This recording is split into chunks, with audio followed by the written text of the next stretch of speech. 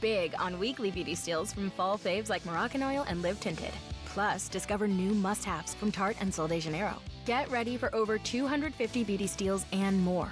New season, new steals, new favorites. Plan your visit today. While supplies last, conditions apply. Ulta Beauty, the possibilities are beautiful.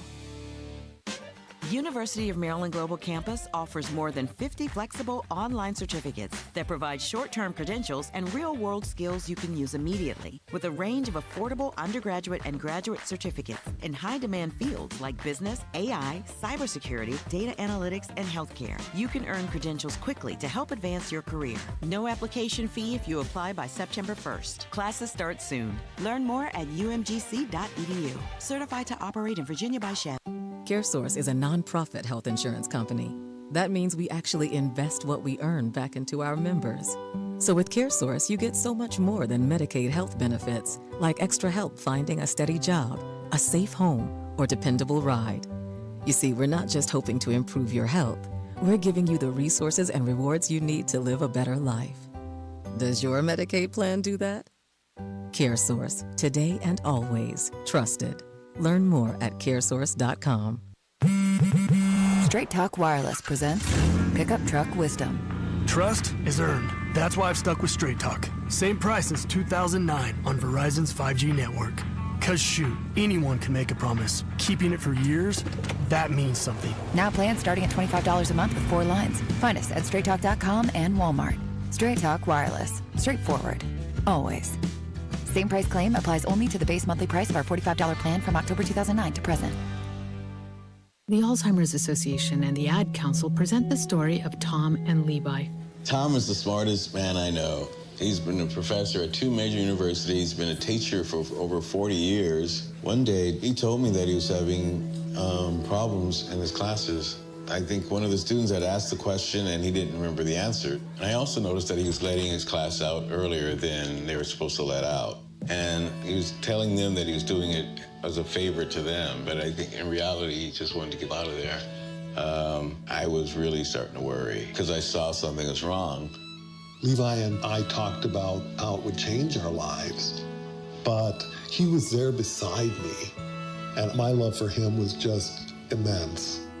When something feels different, it could be Alzheimer's. Now is the time to talk. Visit alz.org/ourstories to learn more. A message from the Alzheimer's Association and the Ad Council. When it comes to prescription medications, it's essential to apply safe practices to protect your health and safety. To avoid misuse and abuse, never share or borrow medication. Keep your prescriptions out of the wrong hands by storing them in a lockbox and disposing of medication properly. Finally, understand your prescription information. Don't be afraid to ask your pharmacist and doctor for help. And if buying prescriptions online, be sure to use VIPS accredited pharmacies. Learn more at awarerx.org, a public service from the National Association of Boards of Pharmacy Foundation. Laura, the guys really went to town on that leg of lamb. Yeah, thanks, Amy. I'm glad everyone enjoyed it. Something's wrong. I know you too well. Jim's company is cutting his salary, and he may even get laid off. He doesn't think we'll be able to afford the mortgage. Oh, Laura. If you think you may be in danger of foreclosure, call the National Foundation for Credit Counseling at 866-687-6322 or visit mortgagehelpnow.org. That's mortgagehelpnow.org. This has been a public service from the NFCC. We are the keepers of the wild, America's original and most invested conservationists. For more than 80 years, we've been committed to conserving wildlife and the natural landscapes that define our nation. From rugged alpine ridgelines to peaceful tall grass prairies, we've supported the conservation of more than 36 miles of American wildlands. Our funding has led to cleaner water, fresher air, and improved wildlife habitat. From abundant fish and waterfowl populations to robust deer and elk herds, nothing is more important than maintaining wild spaces for adventurers to explore and wildlife to thrive. We are America's hunters and target shooters, stewards of the American outdoors. America's hunters and target shooters, along with firearm, ammunition, and archery manufacturers, have invested more than $46 billion to help state fish and wildlife agencies manage and protect wildlife and wildlands across America. For more information, visit outdoorstewards.org. Hey, wouldn't it be great if life came with a remote control? You know, you could hit pause when you needed to, or hit rewind, like that time you knocked down that wasp's nest. Well, life doesn't always give you time to change the outcome, but prediabetes does. With early diagnosis and a few healthy changes, you can stop prediabetes before it leads to type 2 diabetes. To learn your risk, take the 1-minute test today at doihaveprediabetes.org. Brought to you by the Ad Council and its prediabetes awareness partners. We got out of Washington State, and I think a week after, state went on lockdown for COVID. So then when we transitioned to Texas, it was very much so like, what are we going to do now? Operation Homefront has allowed our family to make something of ourselves again in the world after military. It's completely changed the way our life is. It took us from a hopeless situation, and now we're homeowners. We have a savings account. I'm the first one to own a home out of my siblings. Visit OperationHomefront.org to learn more. At the YMCA, finding your why starts by making an impact together, touching lives for the better. It can be the gift of time or treasure, supporting a community through talent without measure. Here, compassion fuels commitment, finding fulfillment through enrichment, serving and improving. What a way to live, and what a gift it is to give. Find your why and get involved today at ymca.org. for a better us. I'm Chris Jakovic. I served in the United States Air Force and I deployed 3 times. So in 2017, I was serving as an Air Force First Sergeant. Our motto in that role is my job is people, everyone is my business. But unfortunately in that year, I would lose my own brother, Lance Corporal Adam Jakovic, to suicide. The majority of veteran suicides are from guns. I store my weapons securely, not only for myself, but for my family. Store all your guns securely. Help stop suicide. My service never stops. Brought to you by End Family Fire and the Ad Council. 12:30 a.m. WDBZ, Cincinnati, an Urban One station. Listen online on thebuzzcincy.com. We are 1230 The Buzz, the home of the Lincoln Ware Show. Police are investigating after a woman reportedly drove into a crowd of people last night in Cincinnati's Roselawn neighborhood. The incident happened about 7:30 p.m. near a Shell gas station on East Seymour Avenue. One person was hurt, but no arrests have been made. Sentencing is being ordered for a man convicted in a deadly 2025 Brown County hit and run. The motorist hit 22-year-old pedestrian Caleb Holbert last October on State Route 125 and failed to stop at the scene. He pled guilty last month to a charge of vehicular homicide and has been sentenced to a minimum of 4 years in prison. In Warren County, closing arguments are expected today in the trial of a woman accused of sex crimes involving a child victim. Erica Grove is accused of sexually abusing a 5-year-old child and 2 dogs. She faces charges including rape, child endangerment, and sexual conduct with an animal. In San Francisco Wednesday, the Reds put 7 runs on the board in the 9th inning to come from behind and beat the Giants 10-9. Cincinnati is off tonight. They'll open a series against the Cubs in Chicago tomorrow. I'm Heather Pasco on 1230 The Buzz. The views and opinions expressed in this program are those of the host and guests and do not necessarily reflect the views of Urban One Incorporated, Radio One, or any of its subsidiary companies. The Lincoln Ware Show is on. In 3, 2, 1. Now. Right now.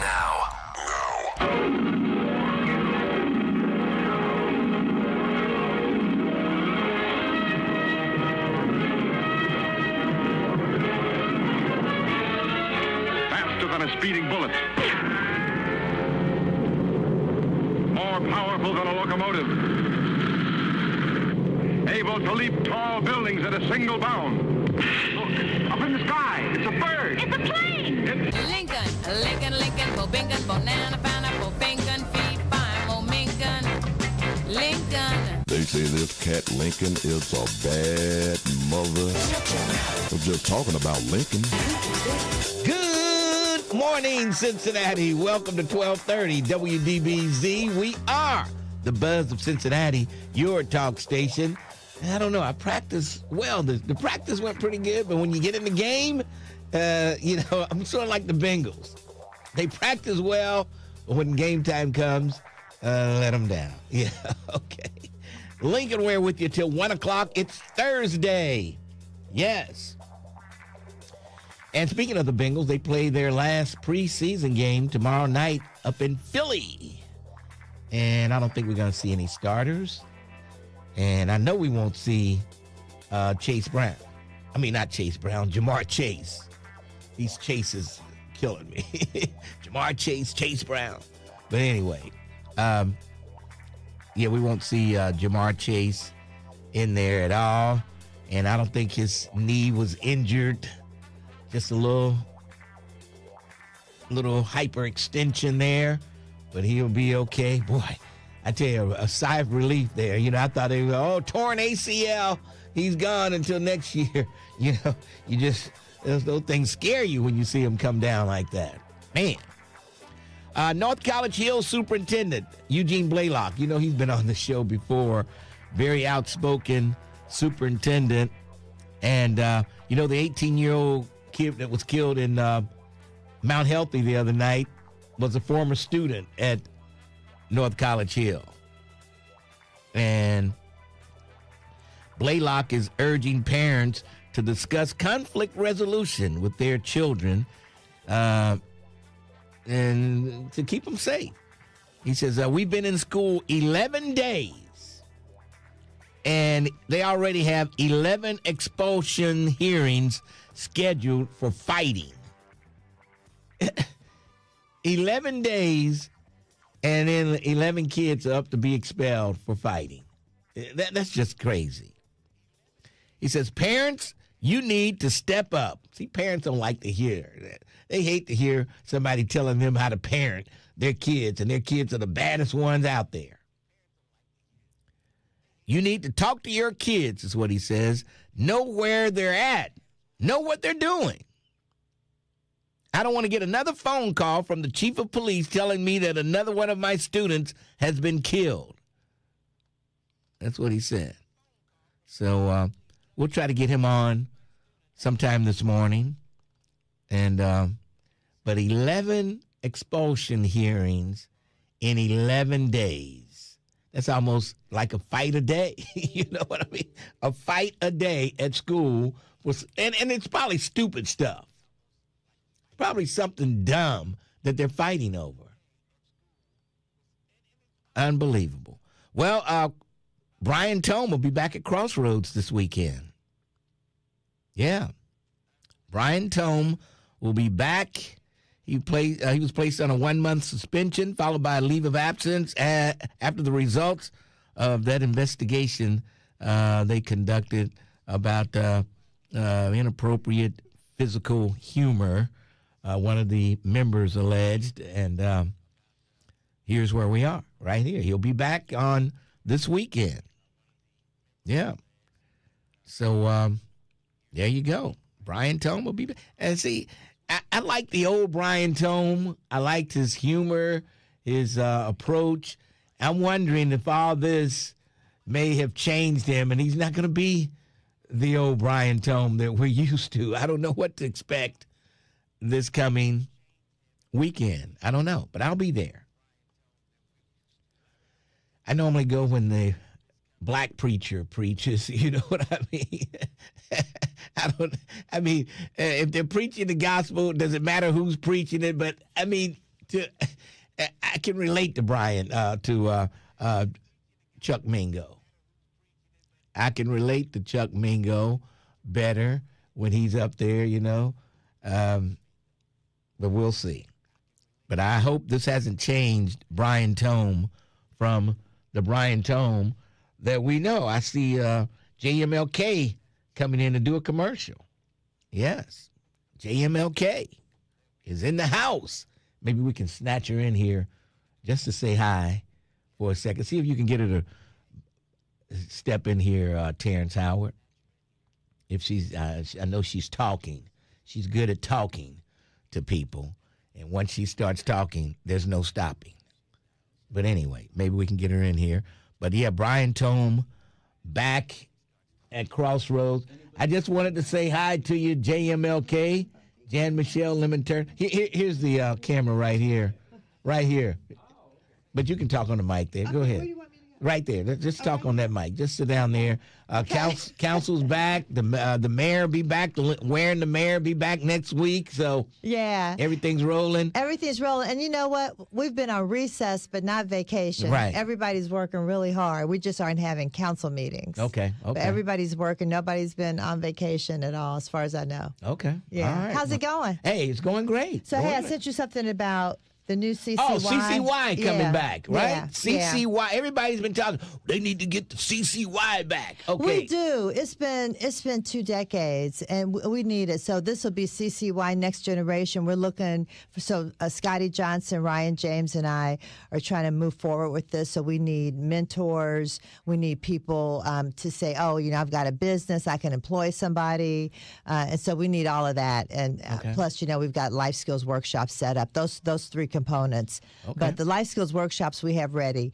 But we need more jobs for our kids, and we need mentors. So people can, there's a flyer, you've got it, and people can sign up. It's they can send us an email to CCY New Gen, like New Generation, newgen at gmail.com. Okay, that sounds good. Everybody's been calling for it, so we'll see. I know, we need if it makes a difference. Yeah, and every time we go to town hall meetings, people say, we talk about gun violence and all that. They're like, what happened to CCY? CCY saved my life. We need CCY, and we do. Our youth are really important to us. Okay. We've got to do more for them. Well, we'll see what happens. Other cities that say they have provided jobs for teens, their crime shootings and everything went down.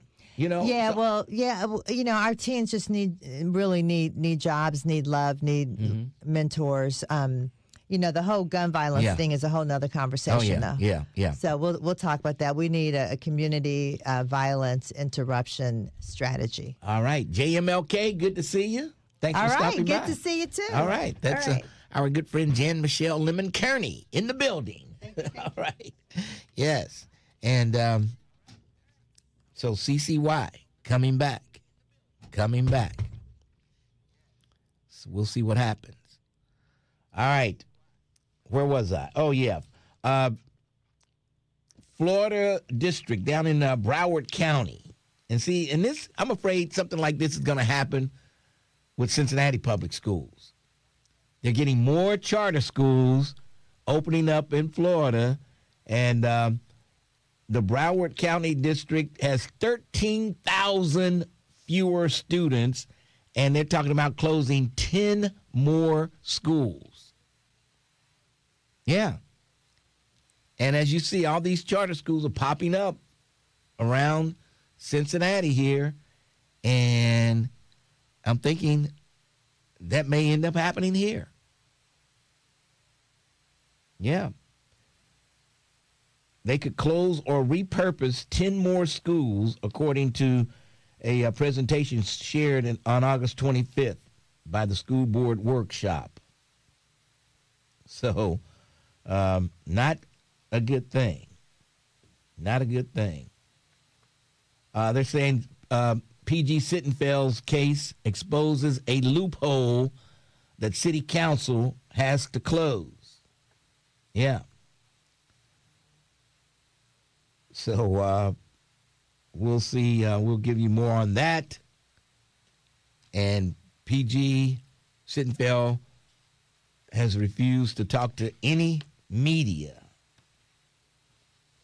And he promised me I would be the only media person that he talked to after everything was over. So this week, everything is over. So stay tuned. Stay tuned. Stay tuned. Remember the case, the surrogate battle, custody battle? Well, it's still going on. The parents pretty much have custody. The surrogate can't see the kids. There's a restraining order. She can't see the kid, but the kid is still in critical condition, suffering. They had to re-incubate him the other day. So, this kid is suffering. Sometimes you wonder, do you want to put a kid through this? Should they have aborted the kid? Or, how long is he going to have to suffer with these operations. Now he's not breathing on his own. It's just, I don't know.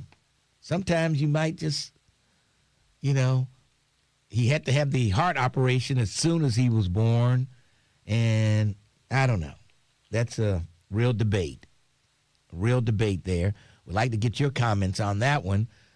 Should they have maybe don't give the kid the abortion. Just let the kid be born. And if he couldn't live on his own and he died without the operation, so be it. That's what was planned.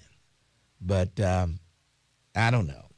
I wouldn't want my kid to go through these operations.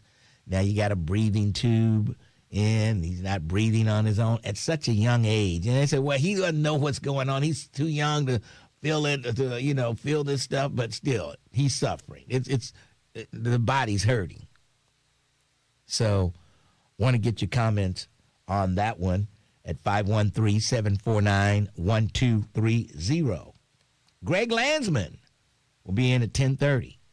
We'll talk to him about what's going on with the tariffs and all that other stuff. And Donald Trump. Unbelievable. A black doctor is working to close the racial participation gap in clinical trials.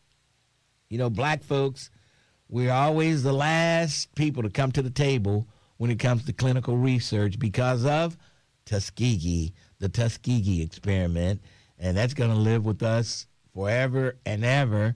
And at some point, it's going to hurt black folks, not trusting the medical field. Now, in a lot of cases, it's warranted. And, you just don't know. We got so many white doctors out there, and a lot of them dismiss, your aches and pains you tell them about. They dismiss this and that. They don't get you tested early enough, and it's just, I don't know. You tell me. Sometimes it's a little,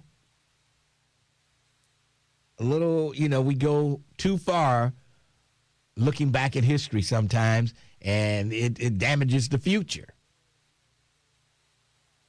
Yeah. Nobody's telling you to forget about the Tuskegee experiment, but don't let that hinder you in today's world. There's new safeguards and guidelines that has to be followed nowadays. I don't think there could ever be another Tuskegee experiment like it was back then. I think there's too many safeguards in place for something like that to happen. All right, we're going to take a break, and then we'll come back. 513-749-1230. Lincoln Ware with you. 1230, The Buzz. Every weekday, 1230 The Buzz has you covered. Let's go!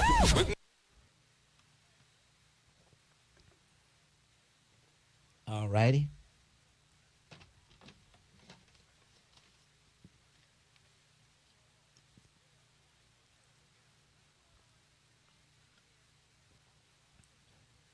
Go too far looking back at history. What the hell? How far should we go back? I'm just saying, don't let what happened in the history make worse things happen today.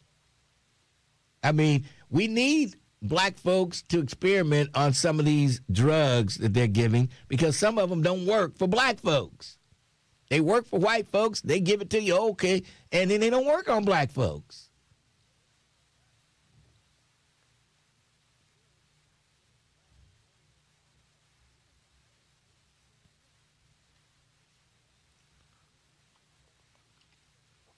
Kirkland said the sperm was the father's. The egg was his wife. The surrogate was the incubator. She contributed no DNA.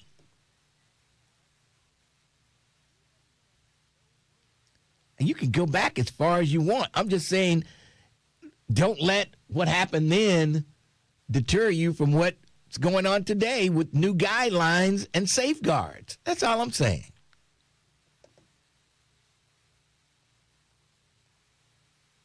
Where's Sister V when you need her?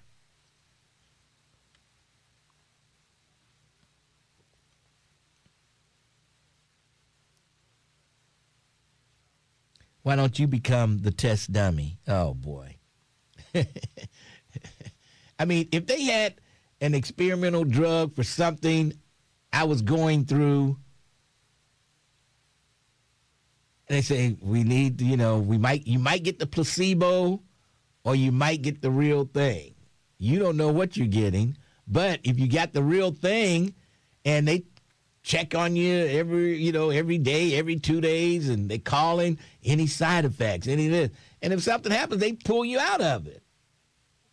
The safeguards are there. There's a story in The Root about that, about a black pharmacist who now works for one of the drug companies trying to recruit black folks for drug studies.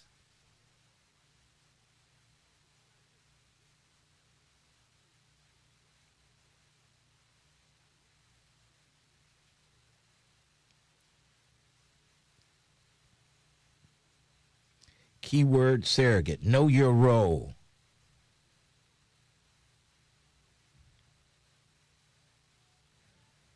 No, Charlie.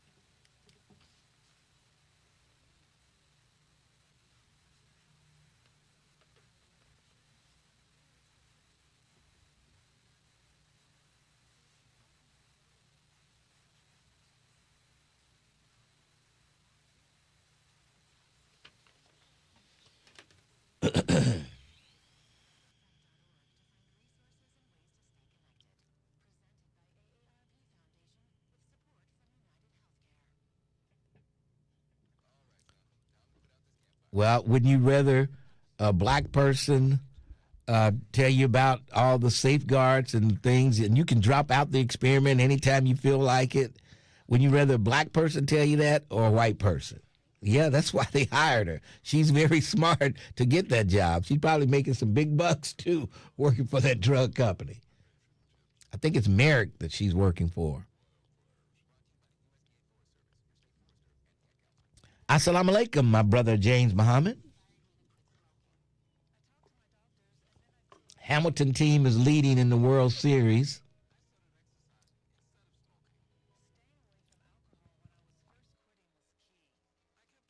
Free help, call 1-800-QUIT-NOW. A message from the U.S. Department of Health and Human Services and CDC. You have an opinion. You've got something to say. And that's the reason why we're here today. 1230 a.m. The Buzz, your talk station. 1230 WDBZ, the Buzz of Cincinnati, your talk station. Lincoln Ware with you Thursday morning. Let's go downtown to the Crime Stopper headquarters and check in with our favorite detective, Detective Tiffany Green. How you doing today? I'm good. Good morning, Lincoln. How are you? I'm hanging in there. You have your weekend plans starting to gather them up yet, or what? Is it too early? It's Thursday. I mean, the weekend is tomorrow.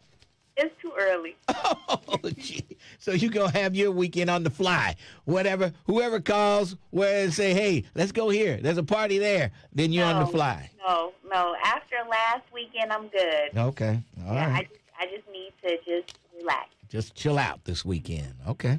All right.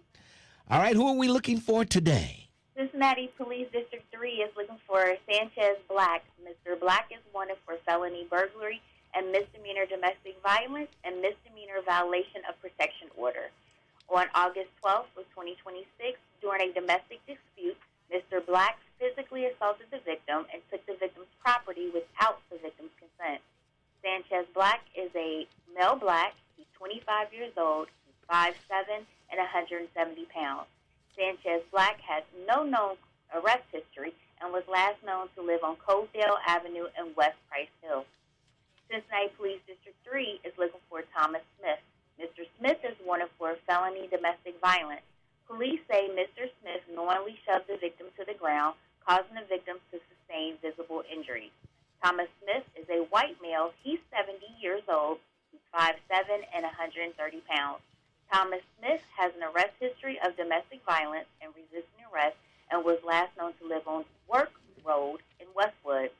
Listeners, if anyone has information on where police can find Sanchez Black or Thomas Smith, please call Crime Stoppers at 513-352-3040 or submit a tip online at crime-stoppers.us. All right. Oh, were you finished? I thought you were finished. I'm finished. Oh, okay. All right. 352-3040, night or day.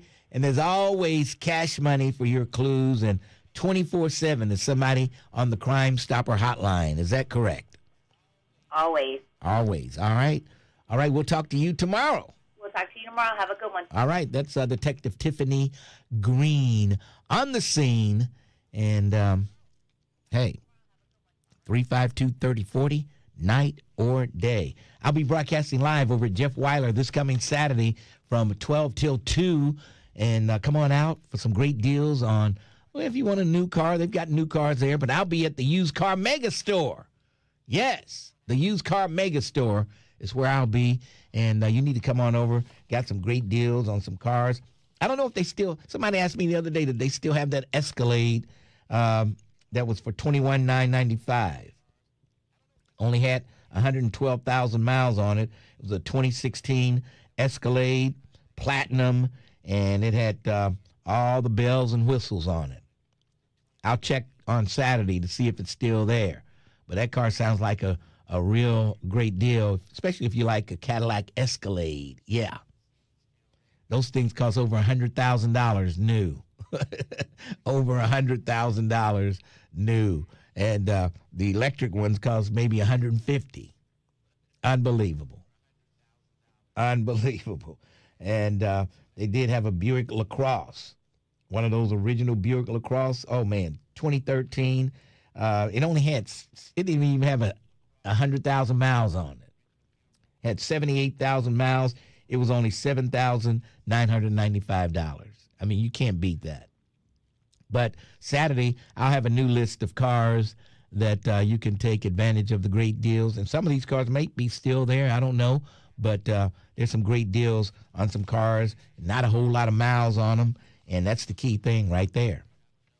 Mileage, mileage, mileage. Now, none of them have 400,000 miles like the Pharaoh had on his Buick Riviera. I don't think any of them have that many miles. Yeah, but, hey, you want to call Jeff Weiler? Call 513-943-5400. 943-5400. Route 32, Batavia, is the spot where cars are like eggs, cheaper in the country. Remember that one? All right, let's move along. Actually, let's take a break, and then we'll come back. We got Perry Ward. We got BJ. Didn't Perry Ward call me yesterday? Or was that the day before? I could have sworn that was yesterday. Check with Perry on that.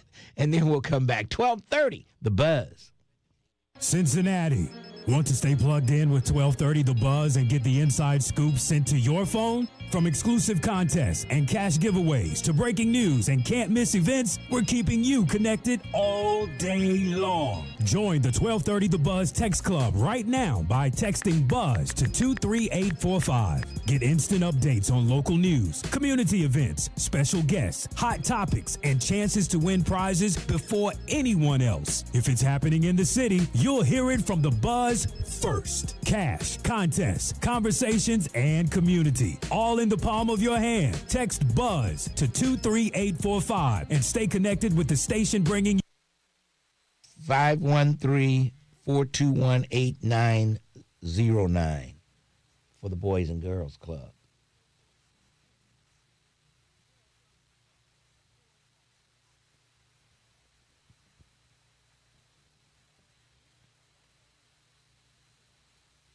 That's an old saying, not true today.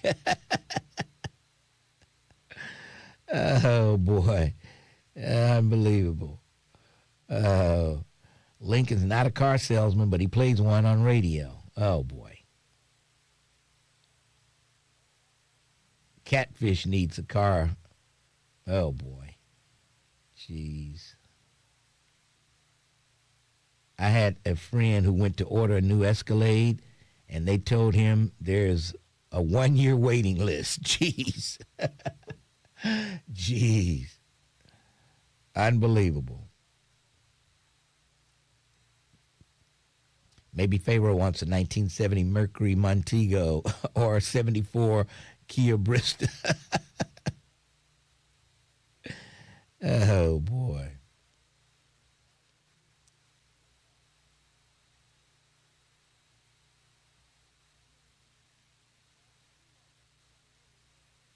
Hey, that 2025 Buick Enclave will be up this coming Saturday.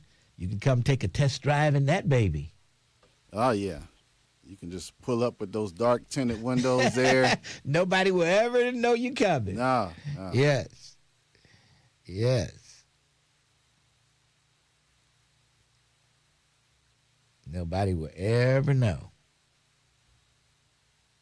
Detective Green was asking me about my date. Oh, my God. What you tell her? I didn't say anything. I'm not going to discuss anything on this radio station about, because I don't want to offend anybody, because Dina said no. She said no, so I'm not going to talk about it. Oh, Dina Johnson? Yeah, she said that. Yeah, yes. I'm not going to talk about it anymore. anymore. You had 50 people say yes, and then one person said no, and then you're going to listen to the one person. Yeah, it's gonna, Everybody wants you to have a happy dating life. That's why Tiffany Green asked about it. Oh, yeah. Everybody wants to see you happy, Terrence. I don't know about that, but I know they don't want me talking about it, my dating life. Yep.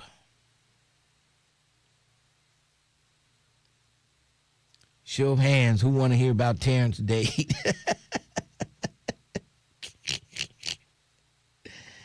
Oh, boy. I used to go to the LeBron Boys and Girls Club. Lincoln trading in, getting him a new car Saturday. Yep, I'm going to get something. I mean, it won't be new. It'll be from the used car mega store. But they have 2025s, 2024s, 2023s. They have all years. If they have that Range Rover still there, I think I'm going with that Range Rover. But I think they were getting ready to send that to auction. Clarence. Why did they say Clarence? Michael Dix, you kill me. Terrence could take his date in the Enclave, just go buy it. He calls you Clarence. Why did he call you Clarence? Well, yeah. See? Oh. Quick, Alka-Seltzer. Try Alka-Seltzer. Use as directed. If you need to talk about it, we're here. 1230 AM WDBZ, your talk station.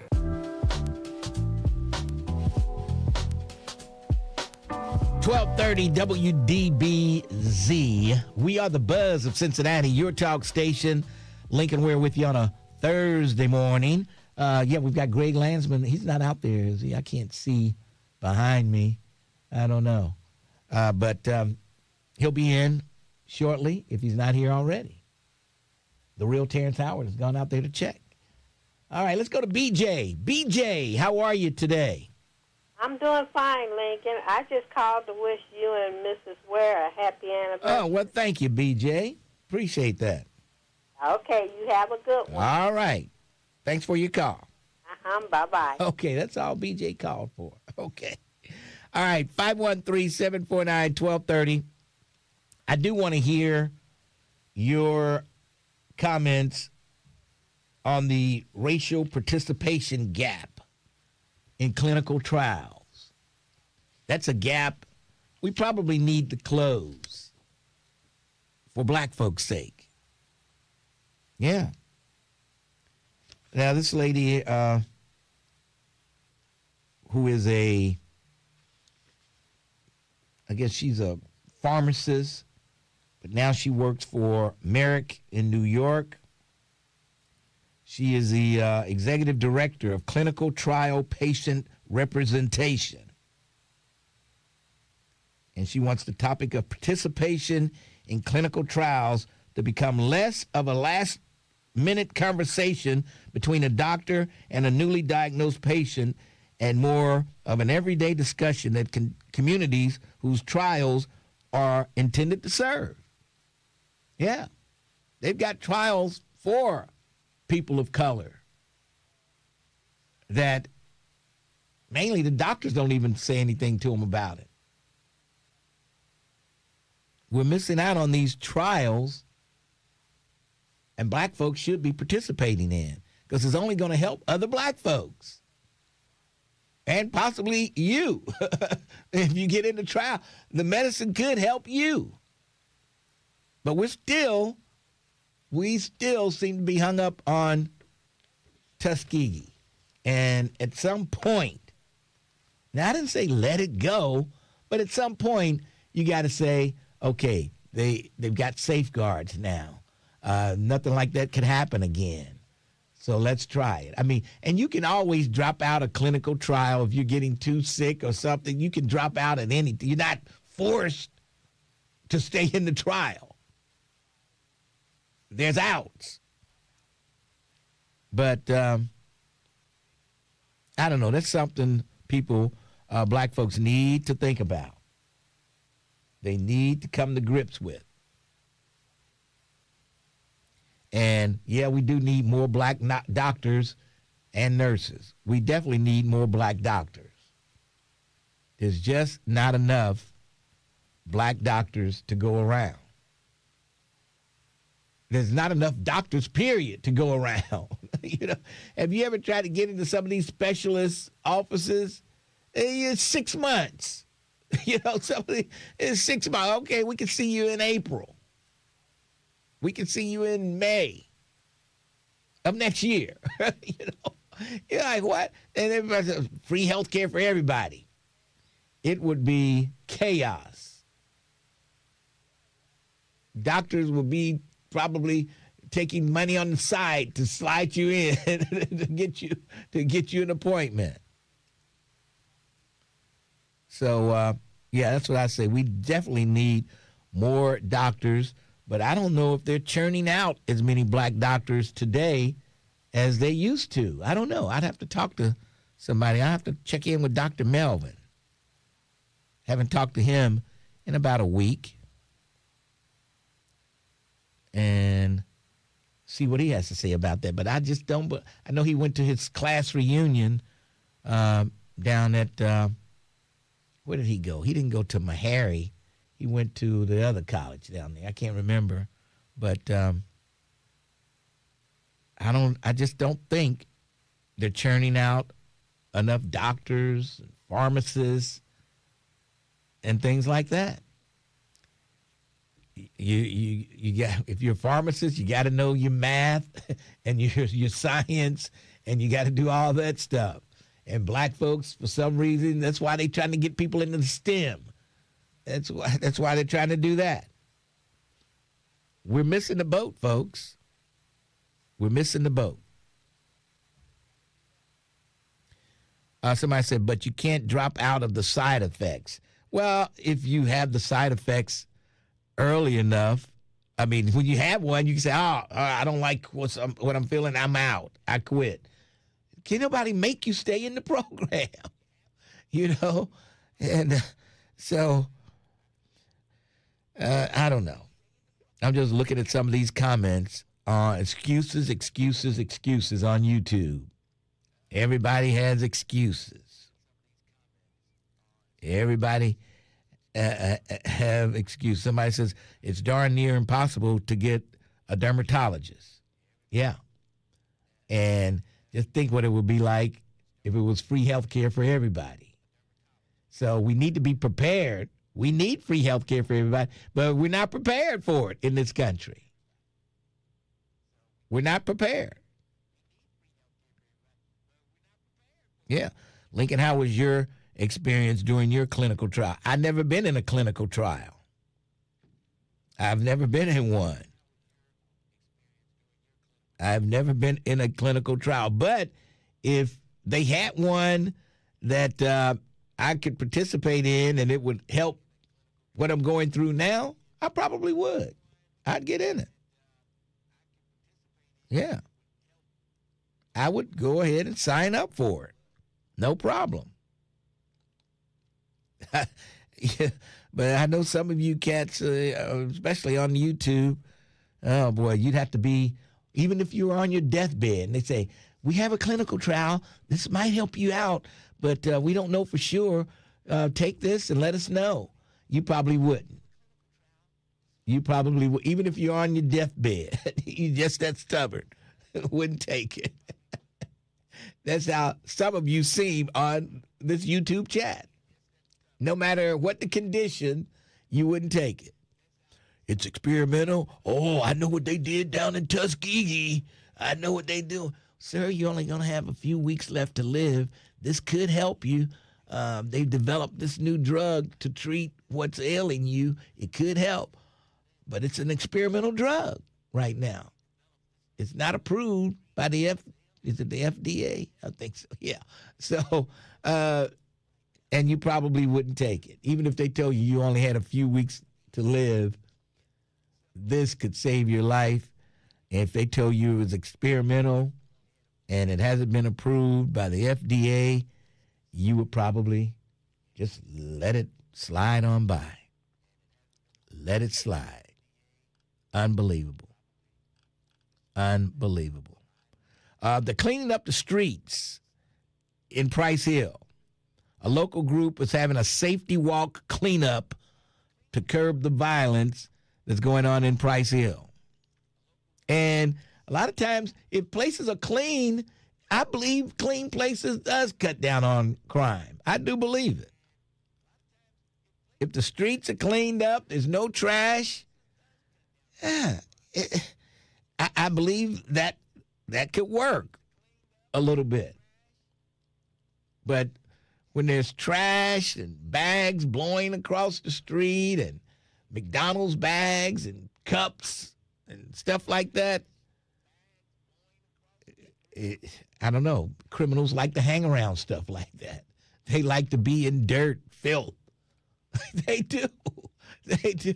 I don't know why, but it seems like those are the areas where the crime is located. Yeah. They like boarded up houses and empty lots. They like all this stuff. They feel comfortable in those places. So, hey, there you go. So we're going to clean up litter, and we're going to have some people sitting in the park to socialize. Okay? So, look, they're doing something. You got to start somewhere in Price Hill, and they're starting there, and I think that's great. If we don't tackle the poverty problem in a lot of these low-income areas, people are going to do whatever they need to do to make money. Yeah. That's a big part of it. Yeah. And Jan Michelle, JMLK, was just talking about the CCY. Giving them kids jobs, put a little money in their pocket, and who knows? They might stay out of the streets. They'll be looking on their phone trying to buy something in Amazon instead of seeing who they can go beat up and stomp and shoot if they had some money in their pocket. So we need to watch that, make sure that goes okay. All right, 513-749-1230. I'm trying to get Brother Blaylock on the phone here, and hopefully he'll call back. But, yeah, he's fired up once again. Seemed like last year he was watching the parents urging the kids to fight out of his window. He was watching that, I think. And this year he's got 11 expulsion hearings. And they've only been back in school 11 days. And he's fired up about that. And he always calls the parents out, too. He does not hesitate to call out the parents when things like this happen. Mr. Ware, when I was in school many, many moons ago, a lot of the fights that occur at the beginning of the school year, all of that buildup was during the summer. You think so? And then, once I see you at school, it's going to be on. I don't know why, but they didn't fight outside of the school during the summer. They want an audience. When I see you at the school, and that's why a lot of fights happen at the beginning of the school year. Yeah, they want an audience to see. Build up during the summertime. Yeah. Unbelievable. I didn't think of it that way, because I know Kennedy Heights and Silverton used to always fight Avondale at the beginning of the school year. It was Kennedy Heights against Avondale every year at Woodward when school first started up. And then after they had the little fight, it died down and everybody was friends again. I don't know. It's just something to that. But he is fired up. He's encouraging parents to discuss conflict resolution with their children. I don't know. Some parents, I better not get a call from that school. You up there fighting. You better behave. I don't know. Is that the kind of talk? You don't let me have to come up there. I'm sure there's a lot more curse words in there, cuss words in there, I'm sure. Yeah. And did you see the woman who, I guess the kids were acting up on the bus, and the bus driver, they wouldn't sit down, and the bus driver stopped the school bus, and he held the bus up for an hour. Wouldn't let the kids off the bus, and one parent came to where the bus was. I guess the kid called and told the parent. She got there, climbed up through the window, and got on the bus, and went and confronted the bus driver. She climbed up on the bus, got through the window. Now, that's a parent. And then she walked right down the aisle there and stood right in front of the bus driver, and they were talking. So she was charged with criminal damaging, though, because the window broke, I guess, some kind of way. The window broke, and they charged her with... No, she broke the front door trying to get in. When he wouldn't let her, she was banging on it and broke it. And then that's when she went to the window and got in, and they charged her with criminal damaging or something. But she was a determined mother, let me tell you. That sounds like something Sharon Ware would do. Climb through the window, get on the bus. The bus driver would not let the kids off. And, you're a parent, let my kid off that bus. They wouldn't sit down. He wouldn't open the door. So, unbelievable. Unbelievable. She climbed through the window. Oh, boy. All right, let's take a break. We'll come. Mike, you're coming up right after the break, right here on 1230, The Buzz. Bringing you the stories that go beyond the headlines. The Tavis Smiley Show.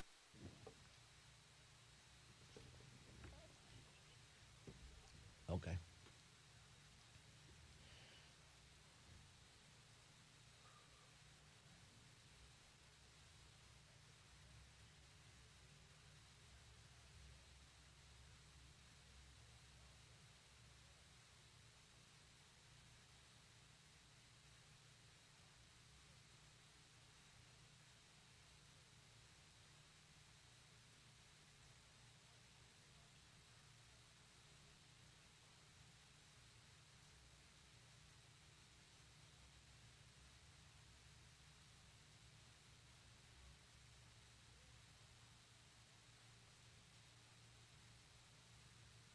Oh, it's 11.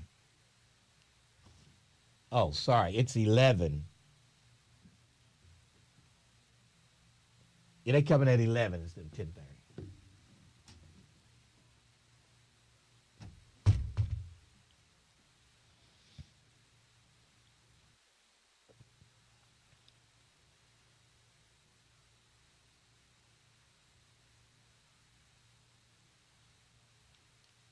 How do these kids who play in this World Series, they've been out of school for 2 weeks on the road playing baseball. How do they get, when do they start? Are they getting homework from school, or what are they doing? Does anybody know this?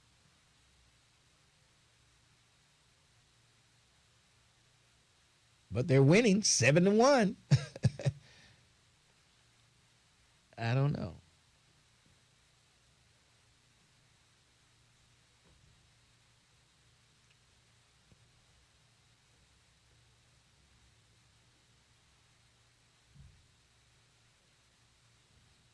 If Hamilton wins, they'll play for the U.S. Championship on Saturday.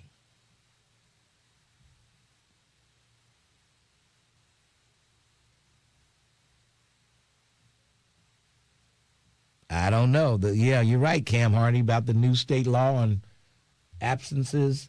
I don't know. Maybe these are excused absences. I don't know. Maybe they have a tutor with them. I don't know how they miss all this school, though. I'm not sure how that works. These kids, they got to be like in the 6th, 7th grade, 5th, 6th, 7th, seems like.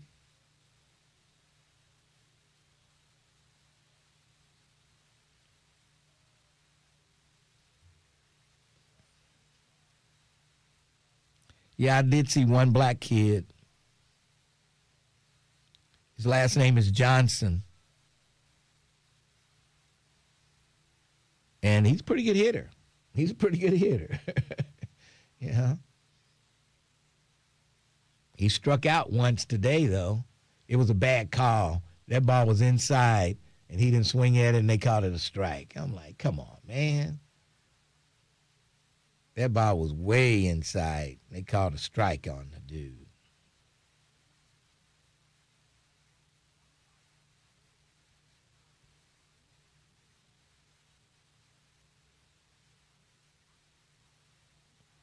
They're likely enrolled as homeschoolers. Okay.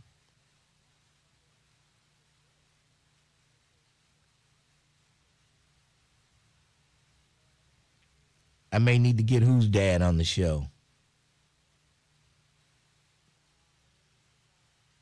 Hopefully both the black child's parents are there. I'm pretty sure they are. Oh. The NFCC. The views and opinions expressed in this program are those of the host and guests and do not necessarily reflect the views of Urban One Incorporated, Radio One, or any of its subsidiary companies. 1230 The Buzz, your talk station. 1230 WDBZ, The Buzz of Cincinnati, your talk station. Lincoln Ware with you. Jeff Weiler, Eastgate Used Car Mega Store. And they've got, not MAGA store, Mega Store. Thank you very much, YouTube. It's somebody, just being funny on YouTube. It's a Mega Store, and they've got over 400 used cars right there on the lot. You just take your time, walk around, pick and choose, test drive what you want to test drive, and you'll be good to go. And if your credit is a little dinged up, but hey, you can make the payments. They'll get you hooked up. Yeah, they'll get you financed. You just got to go out there, sit down, talk to one of the salespeople, tell them your situation, and they'll find the car for you. The phone number, 513-943-5400. Ask for Willis, and he'll hook you up. My man Willis. We'll talk to him on Saturday. Willis, what you talking about? We'll talk to Willis on Saturday. And he's willing and dealing, let me tell you. So come on out to the Used Car Mega Store, Route 32, Batavia. And as always, like eggs, cars are cheaper in the country. Yes, those homegrown eggs, those farm eggs. Yes. Somebody in my neighborhood has chickens. I don't know if they're allowed to have them or not, but they've got chickens in their backyard. And one of them was out, and Bo was trying to run after. I'm like, what is that? I couldn't tell what it was at first. I'm like, is that a bird? What is that, a big bird? But it was a chicken. And yeah, when he started running, I could tell. You know how chickens run. I could tell it was a chicken. Anyway, but yeah, the Used Car Mega Store, Jeff Weiler, 513-943-5400. All right, 513-749-1230. Lincoln Ware with you. Let's go to Mike. Hey, Mike, how you doing today? Hey, I'm doing pretty good, Lincoln. How you doing? I'm hanging in there. What's on your mind? Well, I wanted to comment on the CCY programming. I'm a product of CCY programming. And when I was a teenager. Yeah, Tamiko used to work at CCY when she was a teenager also. So it's a pretty good program. It is a pretty good program, Lincoln. I wanted to jog your memory. And I want to say 1973 or 74, a group of kids were assigned to work at CIN. And in the back open area, you had a little field there. Yeah. And we planted all kinds. I remember that. Yes, we planted all kinds of fruits and vegetables. And we weren't really, we were all inner city kids. We weren't really that enthused initially. But once the vegetation started growing, it was quite amazing. And so by the end of the summer, as the program ended, we had just all kinds of vegetables. We brought some into the station for you guys as well. I don't know if you remember that or not. I remember. Yes, I do remember that. Yes. Yeah, so it's a great program, Lincoln. It's really, really a good program. I highly recommend it. Kids will learn a lot of things about work and work ethics and so forth and so on. So, yeah, you guys are pushing the right program. Well, we'll see what Jan Michelle is getting this thing going, and we'll get more information on it as they progress there. So we'll see. I like the idea. If you guys get to the point where you need some group leaders, we had an excellent group leader when we were working out at CIN back in the day. If you get some information on it, you need some volunteers, I would love to sign up. All right. I will definitely pass it along. Okay. Thank you, Lincoln. Thanks for your call. All right. Yeah, I mean, WCAN had a lot of land back there behind the building. It was all hilly. It was up on a hill. That's where the towers were. But now it's just condos over there now. Condos. All the way down the hill on Glenwood, or should I say Lincoln Ware Way. Thank you very much.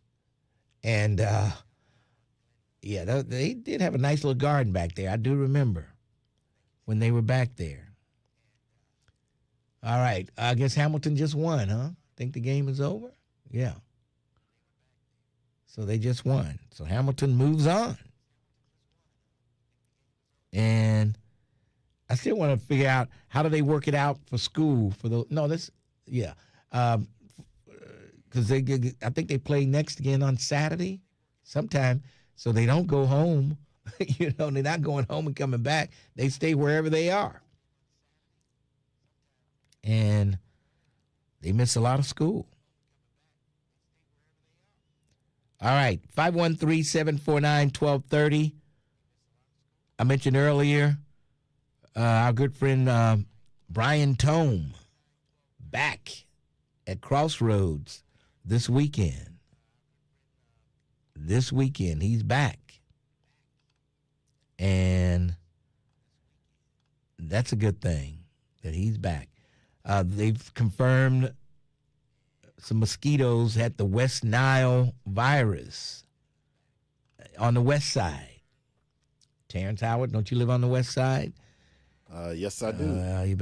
You got any mosquito bites? It could be a little problem there. Oh, boy.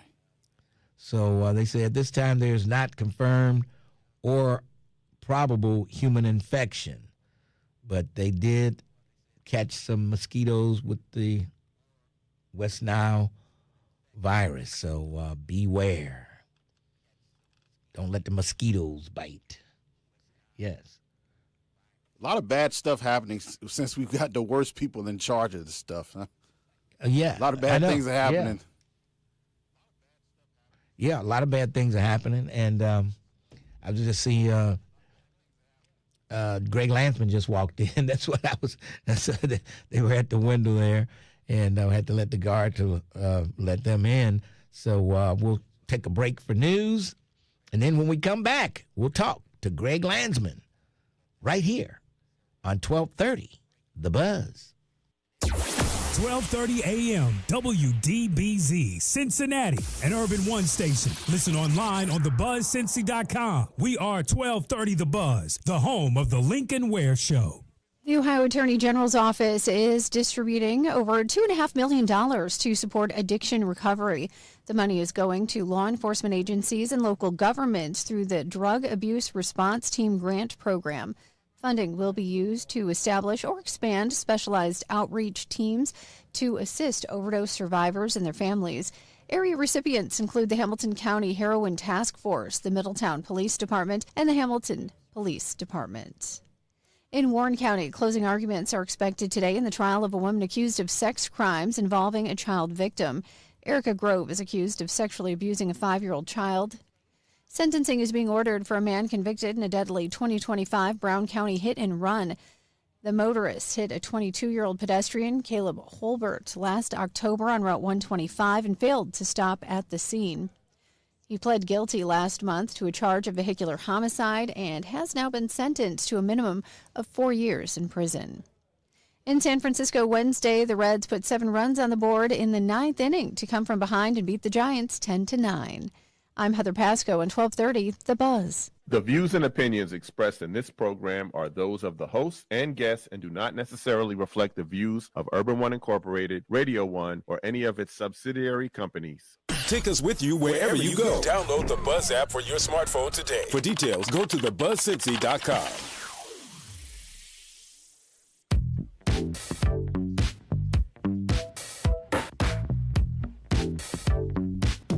1230 WDBZ, the Buzz of Cincinnati, your talk station. Lincoln Ware with you. In the studio with me, none other than Congressman Greg Landsman. And things have been stirring up in D.C. with the tariffs and all this stuff going on. The farmers are upset. The beef, letting the beef in, and everybody's upset. I mean, geez. Yeah, I mean, the tariffs, again, the Supreme Court said you can't do it.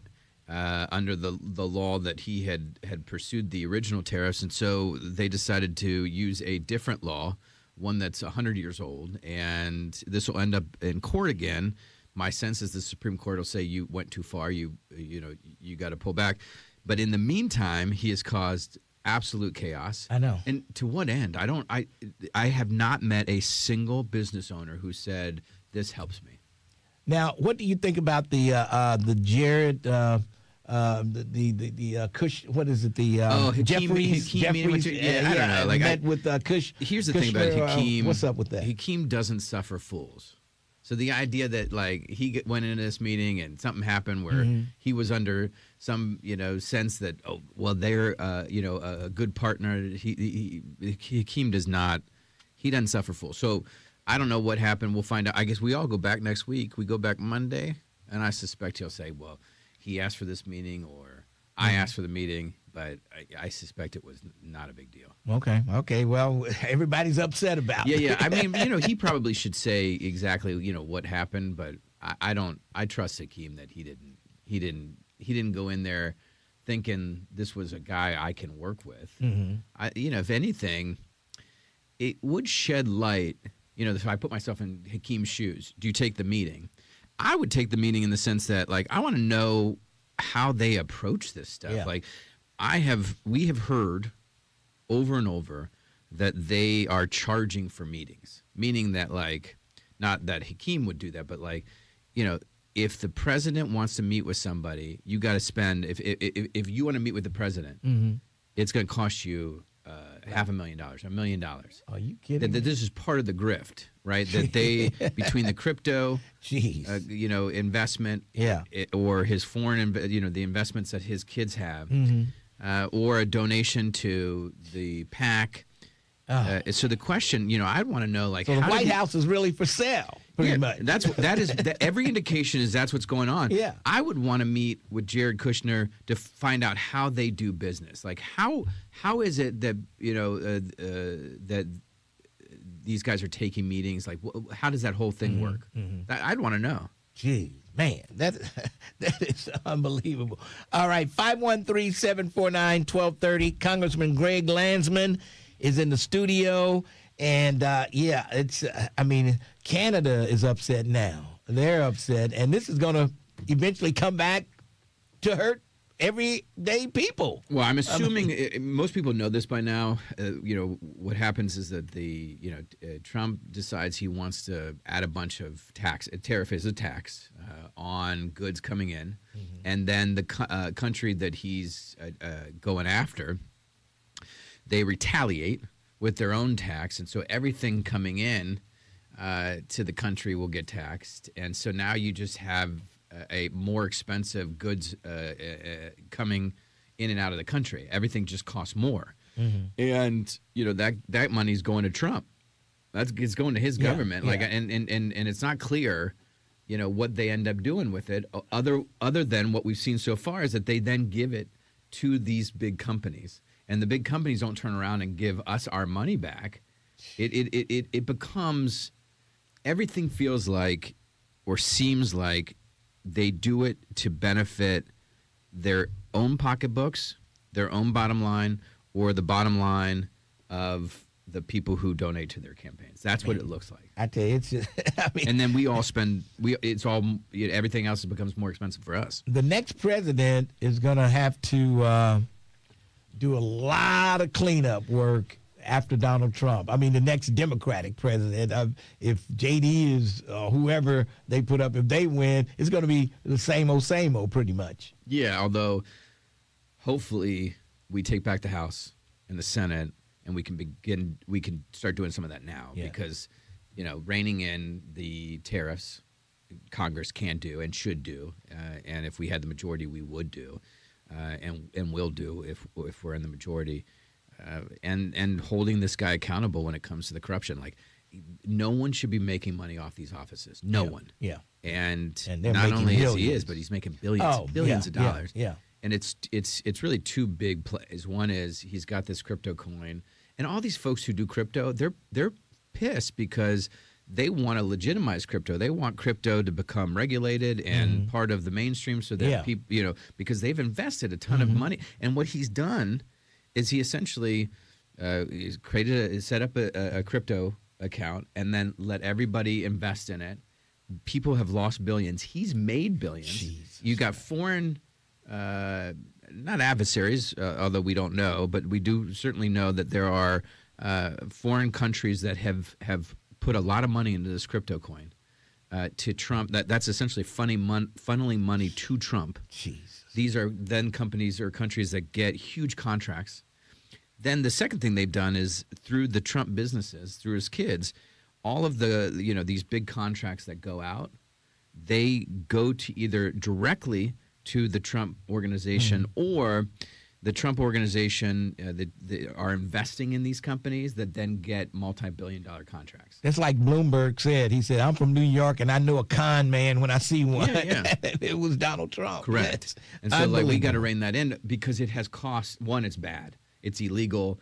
This is a country that believes in the rule of law. We got to get back to the rule of law. But two, it is a fact that it's costing you a lot of money. It is your money that he's messing with, and the decisions he's making, the corruption is leading to higher costs. Unbelievable. All right, let's go to the phones. Lulu, you have a question for Greg Landsman. Yeah, I have a question. Now, you said that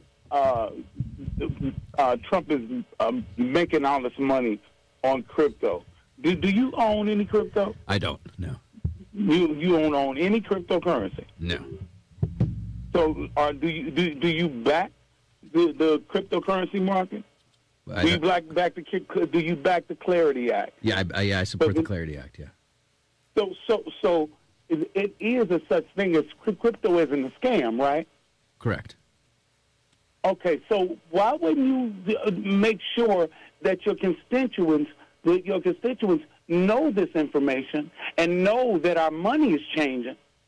And I mean, for me, I know what crypto is all about. Yeah. And what you just stated was a farce. and you're misstating this stuff, and you're just trying to back a political agenda, and it's not fair. Now, my question is, would you be willing to go to the State House and get our money for our schools so that we don't have to pay, so that we don't have to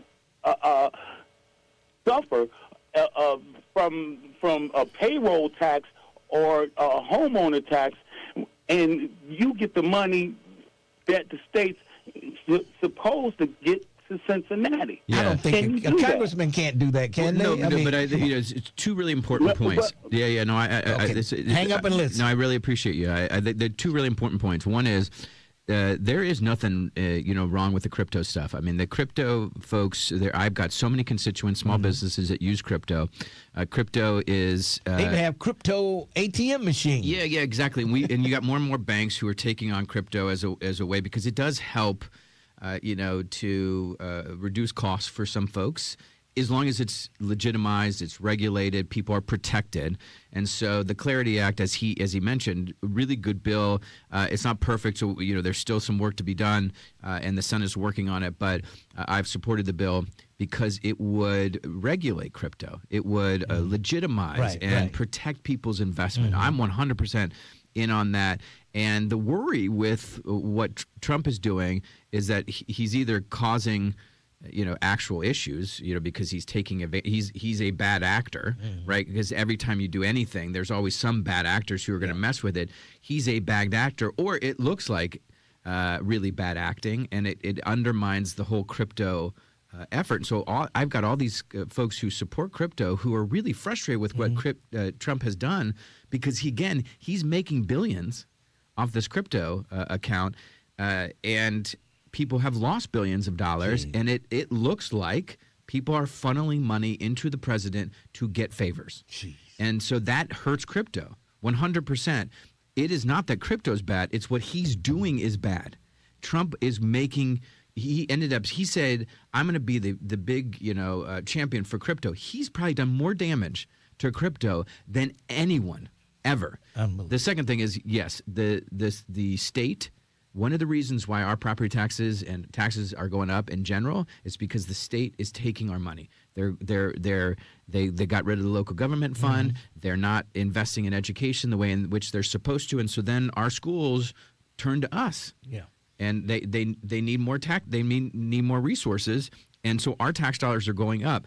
It is a farce, using his word, that they have reduced taxes at the state or federal level. They have raised taxes on us by cutting all of the funding that comes down to us and forcing local governments and school boards to raise taxes. But there's nothing a congressman can do with what they're doing at the State House. Other than to advocate and say, we need people at the State House to do exactly what he mentioned, which is fund our schools. Yes. And help us get our local property taxes down. I can also, at the federal level, push back against the same thing they're doing, which is they're spending trillions of dollars on tax cuts for the super wealthy and and then cutting everything else and forcing local governments to raise taxes. It's terrible. All right, Cam Hardy, how you doing? What's up, Cam? What's up, Congressman? I got a question for you, sir.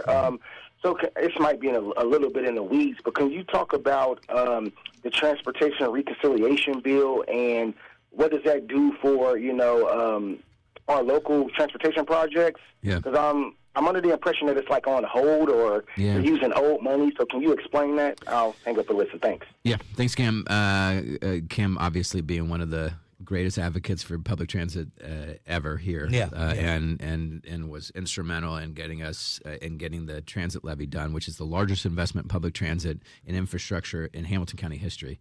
That's a pretty remarkable thing that we did together, but Cam helped lead that effort. The surface transportation bill is on hold. It is sitting there waiting. You got bipartisan support. It was marked up in committee. This is this is what moves a lot of these projects and helps us take care of roads and bridges. And because of how broken Congress is and the fact that you have a few folks who are wildly out there. Yeah. Who won't allow this to come to the floor, and the speaker's allowing them to essentially hold the floor hostage. It is not being brought to the floor. It's part of a larger issue with Congress where you have all of this work that gets done and it doesn't get to the floor because all of the power is essentially concentrated in the speaker's office, and this speaker has decided to give his authority to Donald Trump and the far right Freedom Caucus extremists who only want the craziest things ever. And so all this important bipartisan work, like a surface transportation bill, is stuck. What about the extreme to the left, these Democrats running? What's going to happen with that if they get elected, if some of them get elected? Well, some of them are they're likely to get elected, right, because they're in these super blue districts. Yeah. And so, there isn't a competitive general election. And this is part of the problem is that you have partisan gerrymandering. Democrats do it. In blue states, Republicans do it in red states, and then what essentially you have is zero competitive districts. Mm-hmm. And so whoever wins the primary wins the general, and whoever wins the primary is typically somebody who really caters to the far left or the far right. Yeah. This is causing an enormous amount of issues. One, everyone's fighting with each other. Nobody wants to work together. Nothing's getting done. And it is going to be a huge problem. It's going to be assuming we take back the majority. If we do, it's going to require Hakeem to say, look, I understand there are differences in this party, and I'm going to lead in a way that helps represent the common ground, not where a few of you are, but where we are collectively. Yeah. And what the American people want is us to figure out a way to get things done, and that most likely will mean one, holding this administration accountable because the corruption has to end, the chaos has to end. He could possibly be the Speaker of the House if things work out for the Democrats. Hakeem. Yes. Yeah, for sure. Yeah. All right. Esteban, how are you? I'm fine. Congressman, hey, Esteban. how are you today? I'm good. How are you doing? I'm doing well. Good. Doing well. Good. Couple of things. The gentleman was talking about education. Yeah. I think the issue with that is you have, like here in Ohio, they want to fund private schools. That's never been part of the Constitution, and that affects, obviously, the funding for public schools. But the one question I really want to ask, and it goes back to the Supreme Court and this latest ruling that allows Trump to implement his voter suppression plan. And the problem with all that is he's the type of individual that he'll do something and then he'll beg for forgiveness. He doesn't ask for permission. Mm-hmm. He'll beg for forgiveness. No. And the fact that they have I'm not sure he does either.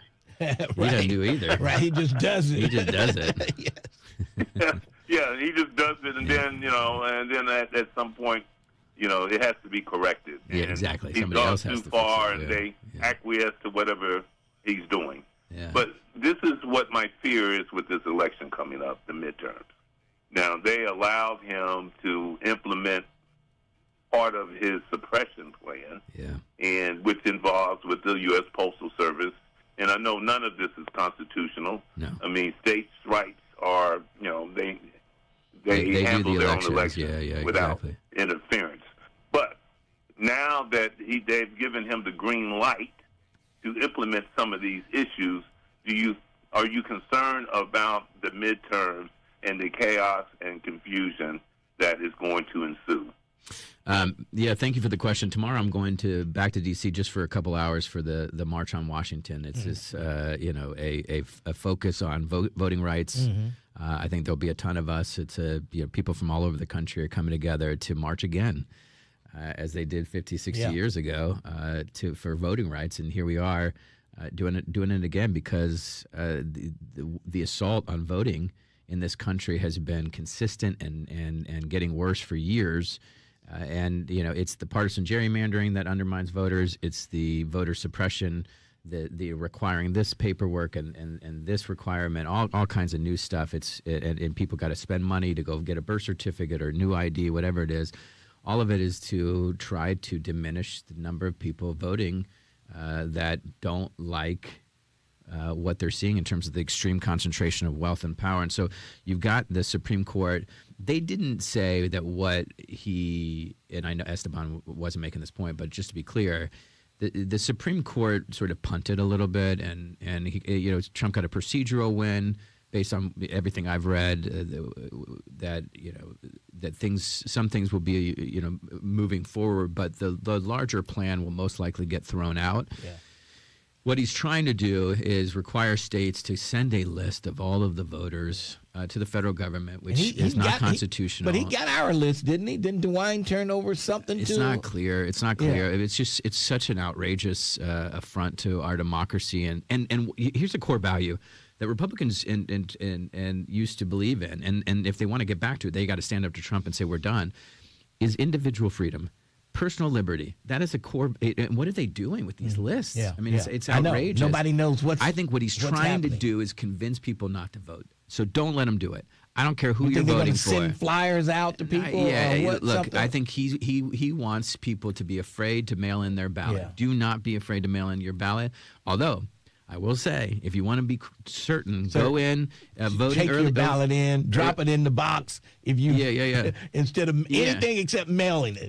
But I think what he's trying to do is cause confusion and get people to.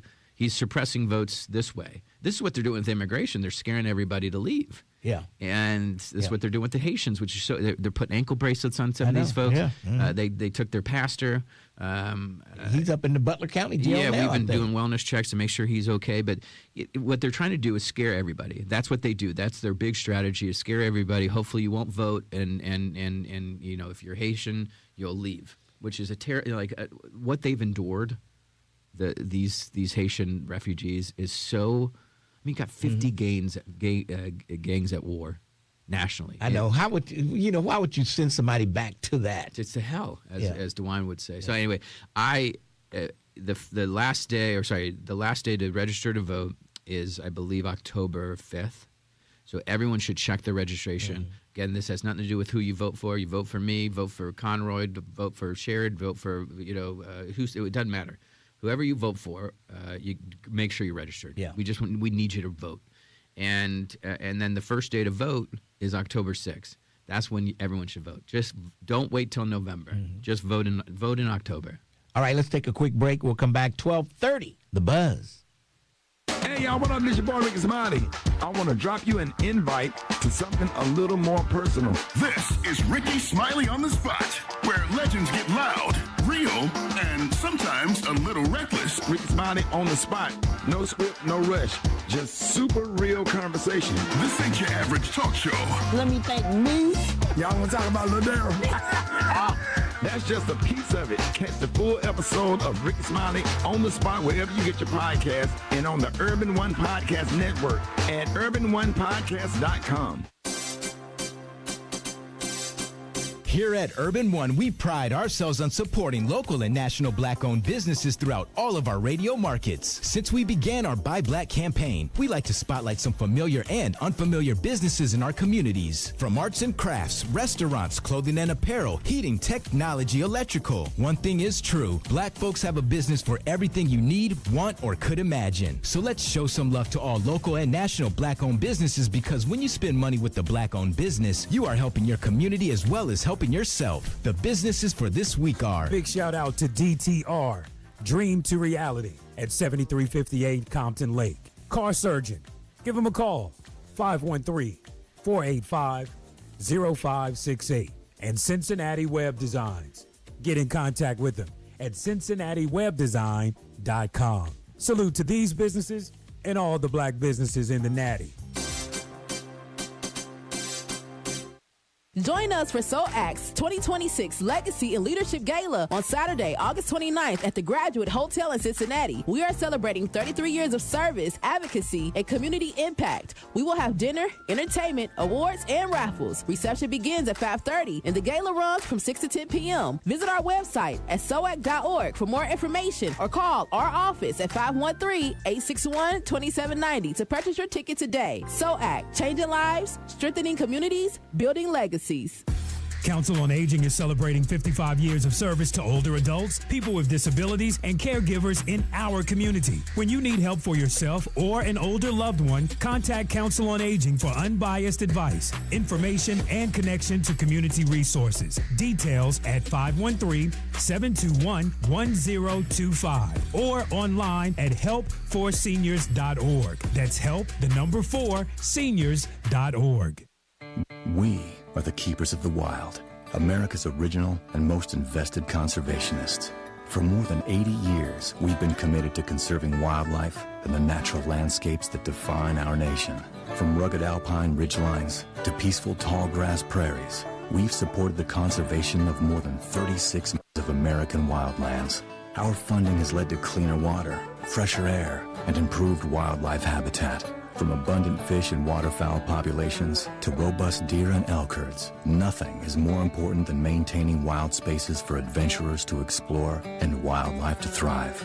We are America's hunters and target shooters, stewards of the American outdoors. America's hunters and target shooters, along with firearm, ammunition, and archery manufacturers, have invested more than $46 billion to help state fish and wildlife agencies manage and protect wildlife and wildlands across America. For more information, visit outdoorstewards.org. Hey, wouldn't it be great if life came with a remote control? You know, you could hit pause when you needed to, or hit rewind, like that time you knocked down that wasp's nest. Uh-oh. Well, life doesn't always give you time to change the outcome, but prediabetes does. With early diagnosis and a few healthy changes, you can stop prediabetes before it leads to type 2 diabetes. To learn your risk, take the 1-minute test today at doihaveprediabetes.org. Brought to you by the Ad Council and its prediabetes awareness partners. Don't leave us in the car. Take us with you. Go to your favorite app store, search WDBZ, and download the Buzz app today.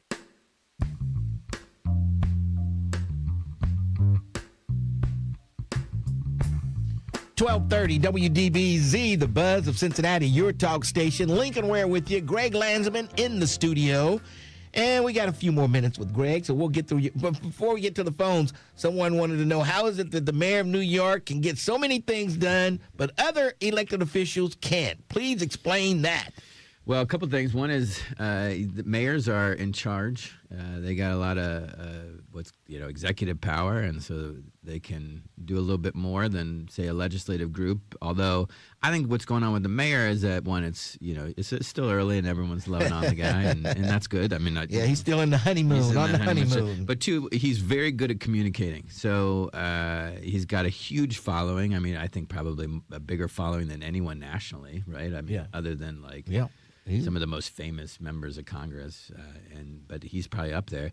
And two, he's really good at every time he does something, he talks about it. Now, we're very productive, too.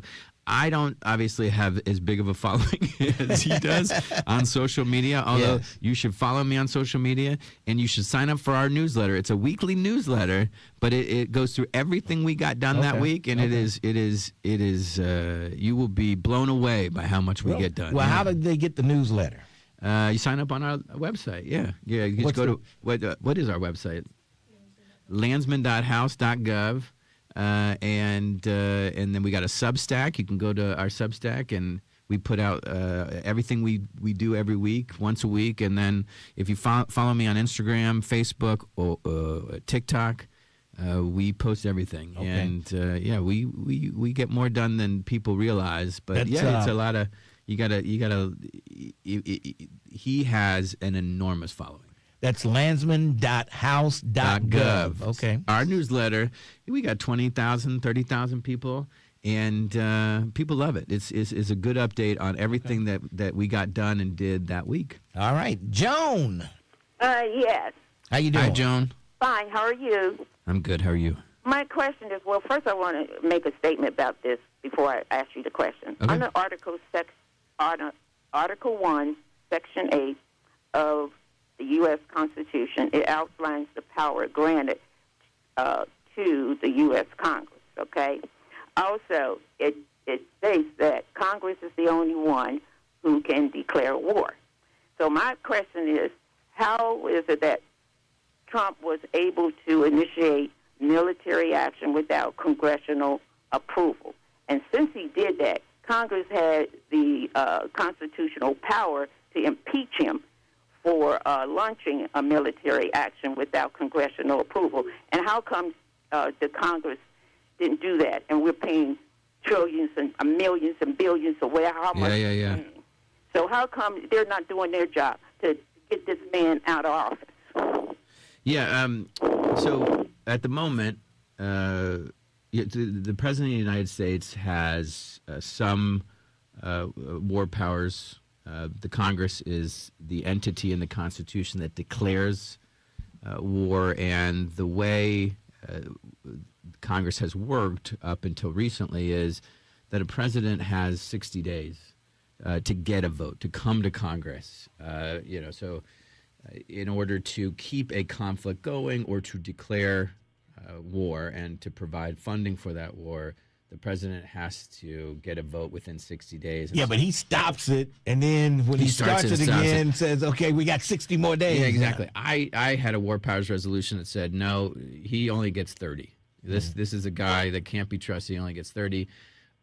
We got a full-blown war powers resolution passed, several in the House, and we can't get it done in the Senate, although we'll see if the Senate will take it up. But, yeah, to Lincoln's point, what the senators are like, well, the clock is restarted because there was a ceasefire. Right. The key is going to be whether or not he can get funding for this. Right now, he doesn't have the votes to fund what he's doing, and that will make it very difficult for him to continue. But wasn't he? I mean, he's been getting funding for. He started this when?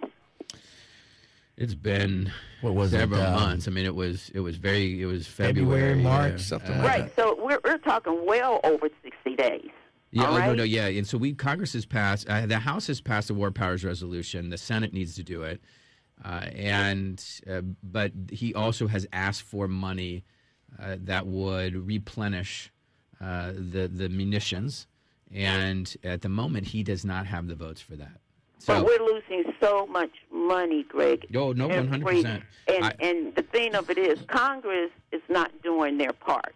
They're really not. The only reason why they are continuing to allow him to get away with it because they want him to be able to be in that position to do what he's doing.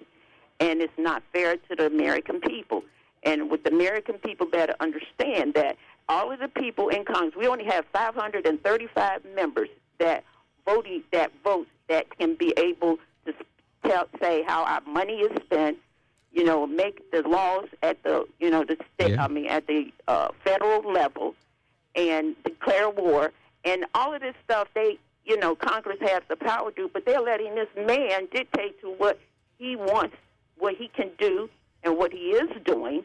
And Congress is not doing their job. I agree with you. I mean, Joan, I voted for the war powers resolutions and working very hard to take the House and the Senate back. The Republicans that control the House and the Senate have abdicated their responsibility to Donald Trump. All right, final call. Let's go to Ray. Ray, you have one question. One question, Ray. One question. All right, man. Hey, Ray. You let Joan filibuster. But good morning, Ray. Hey, Greg. Yeah. I could have answered Joan's question. Republicans are scared of Trump. Yeah, they won't go really against are. me. They But really let me ask you this: in Washington, in order to control Trump in the midterms, what's more important to him? Is it the House or the Senate? If you can have, if the Democrats can just win one or the other, which house has more power to control Trump? Probably the House. I mean, it's a really good question. I mean, having both is obviously better because there's just a lot the Senate does that the House doesn't do in terms of, his appointments, for example, staffing up his government. That's the Senate. But, and the Senate can do a lot of the accountability investigation work that we'll do in the House, but the House really will lead that charge. But let me ask you this. What determines who sits in front of the House and who sits in front of the Senate when it comes to these hearings? Who's ever in charge. So it's the majority staff. So right now the Republicans in both the House and the Senate determine who is coming into the hearings. They do the invites and they have the subpoena power. As Democrats, in the minority in the House, we do not have subpoena power. We cannot call our own. We can do a hearing outside, off the property, but it's not a real hearing, and we don't have subpoena power, so people don't have to come. When we take back the House, the administration will have to legally be bound to answer questions to the American people of what they've done. I know you're not in the Senate, but any Mitch McConnell sightings? No. Any word on Mitch McConnell? Everything I hear is not good. I don't know what to say. No, can he ever? I mean, what if he just never comes back to his term is up, which will be in December? So he could just get by with just not showing up again. If people allow Republicans to put up with it, sure, but it's outrageous. I mean, look, I wish everyone a good health. Like I hope he's okay, but he should have stepped down. Let somebody else do this job. It's not fair to the country. I mean, certainly not fair to the people of Kentucky, but it's not fair to the country. It's terrible.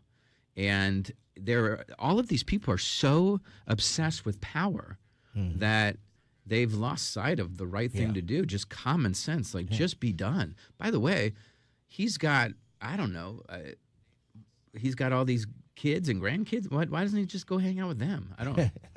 Unbelievable. All right. Thank you, Greg Landsman. Yeah, anytime. And we'll see you again next month, I believe. Thanks, all right. Lincoln. All right, bye. All right. Let's take a break, and then we'll come back. 12:30, The Buzz.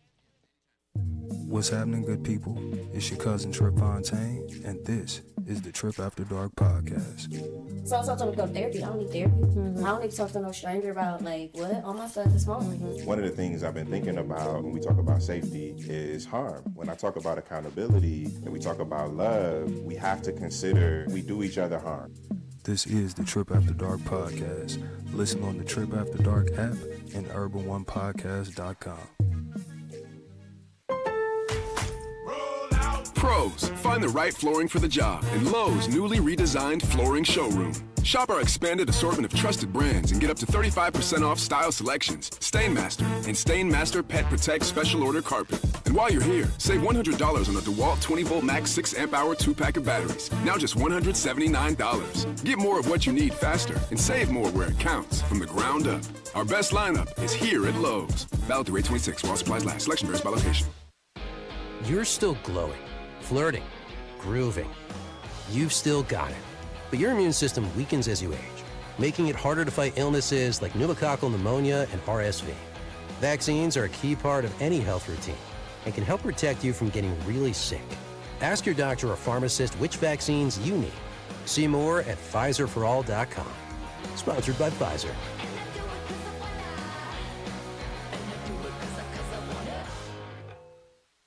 Hey, Lincoln Ware here, and I'm here to tell you about the Dukester's Old School Social this and every Friday evening from 7 until 11. It's free, and you can join spade players, tunk, or bid whist. It's a BYOB with free parking and free setups and food specials all night. Plus the best old school in the city, just like the old days. And whatever you do, don't forget to bring your dancing shoes because I'm sure before the night is over, you're going to want to bust the move. And don't forget you can have a free birthday party during our social night. Or network your business and meet and greet some new friends and be ready to have a ball. So tell your friends to meet you at the Dukester every Friday evening. That's right, we are turning it back to the old school at the Dukester, located at 7733 Reading Road. Call the Dukester to order now at 761-2300. That's 513-761-2300. Being isolated and lonely can be harmful to your health, resulting in high blood pressure, a greater risk of heart disease, and early onset dementia. So it's important to build and maintain social connections. Try a new hobby, volunteer, exercise, or use your phone or other device to stay in touch. Visit connecttoeffect.org to find resources and ways to stay connected. Presented by AARP Foundation with support from United Healthcare. All right, son. Time to put out this campfire. Dad, we learned about this in school. Oh, did you now? Okay. What's first? Smokey Bear said to. First drown it with a bucket of water, then stir it with a shovel. Wow, you sound just like him. Then he said. If it's still warm, then do it again. Where can I learn all this? It's all on SmokeyBear.com with other wildfire prevention tips, because only you can prevent wildfires. Brought to you by the USDA Forest Service, your state forester, and the Ad Council. 1230 WDBZ, The Buzz, your official talk station. It is official, you understand me? 1230 WDBZ, The Buzz of Cincinnati, your talk station. It is Thursday. That means we might have some free sides out there. It's Free Side Thursday. What's cooking? Hey, top of the morning there, Lincoln, and happy Thursday, Buzz listeners. Folks, I know there's a lot going on, but we can't afford to lose sight of the fact that there's a very important election coming up in November. So let's take a little extra time to make doubly sure that we have the right polling location, that everybody in our family is registered to vote, and they know how important it is that they get out and vote. Know who they're voting for and why. That's the only way that we move forward together. Now at the Duke's today, you can get a half rotisserie chicken with collard greens, cornbread dressing, and a hot buttermilk biscuit. Or come on by for our Salisbury steak meal with mashed potatoes and gravy and fried corn. Now, if you like grilled or deep-fried codfish cooked just the way you like it, well, today you can have it with macaroni and cheese and candied yams. But my pick for today, Lincoln, is our honey barbecue rib tips, just drenched in that special barbecue sauce with potato salad and baked beans. In the meantime, have a blessed day, everybody. We'll talk at you later, Lincoln. All right, that's the Dukester right there in the Summit Plaza on Reading Road. All right, I'll give you a hint who's coming up next, which caller is next. Okay, see if you can guess. Well, Lincoln, they come in, they write you up for violation, then they come back and take your house. Stanford, how you doing? I'm doing all right. How you doing? I'm hanging in there, hanging in there. Not a problem, but the reason I call this whole country and this city is corrupt and criminalized, and it's just the chicken coming back to the roost again, and that. But the landsman told you that this country messed up, and he's right there in there. He got to do something. I talked to him about the house and stuff. Mm-hmm. But let's get it straight. I'm not going nowhere about the house and stuff until it's corrected. Oh, so you're going to be at city council every week? As much as I can to expose the criminals that they're doing. That's what a man do. Well, coward get just gets frustrated and go away. That's what the city and them doing. Now, like I said, campaign zero is directed with the housing because it's with the court, and they've been stealing property from black property owners, just like they did in Black Wall Street. Just they can't use a white woman nowadays. They use blight and nuisance. And city council, the brown ones that own city council, is sitting there and letting it happen. Like I showed you with Scotty, told you what happened. You checked it out, and I don't know you believe it or not, but they came in there, the law department came in there and said, look, we go to the poor neighborhoods. We know where the poor neighborhood is at. Wasn't High Park, wasn't Mount Adams and that. We write them up, and then we tell them to give us the title to the property. If they do that, we leave them alone. Oh, now, city of Cincinnati, that's a crime. Now, city council, the mayor, and all them took an oath, and some of them lawyers. Mm-hmm. In there, and when they took the bar, it says if you witness a crime or know of a crime, you got to do something about it. And every one of them on there that got a law degree, the mayor, Miss Kearney, Scotty got a criminal law, I don't know he do his thing, Nolan, any of them, if they didn't do nothing, they're guilty of that crime. Oh, boy. Well, but apparently it's not a crime what they're doing, Stanford. Apparently you're the only one who thinks it's a crime, or maybe the people who are being victimized by it. Well, you said right. Victim violence, that's a crime. When Trump do not care about black and brown people and women. The city of Cincinnati do not care about black and brown and women. They're by the record. You can see by the record what they're doing now. You can count it up. Everything they're doing is a woman or a black person, and that, from the fire chief, the assistant chief, police captain, to this set of gate work. That's a lie.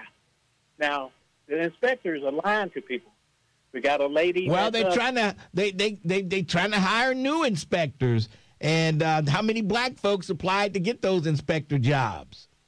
Well, Lincoln, it don't make no sense. If you got a criminal running it, you get new people. And you got the same criminals at the top that teaching them. Somebody's got to have integrity. Somebody's got to know. They got to look. They have to teach them the rules and regulations on what's right and what's wrong. So it's it's your conscience. If they go in there fresh and new, they're just going to follow the rules. Well, if you got a criminal, these fresh minds that you saying, they looking for a job. Just like a lot of people don't do nothing because they don't want to lose their job.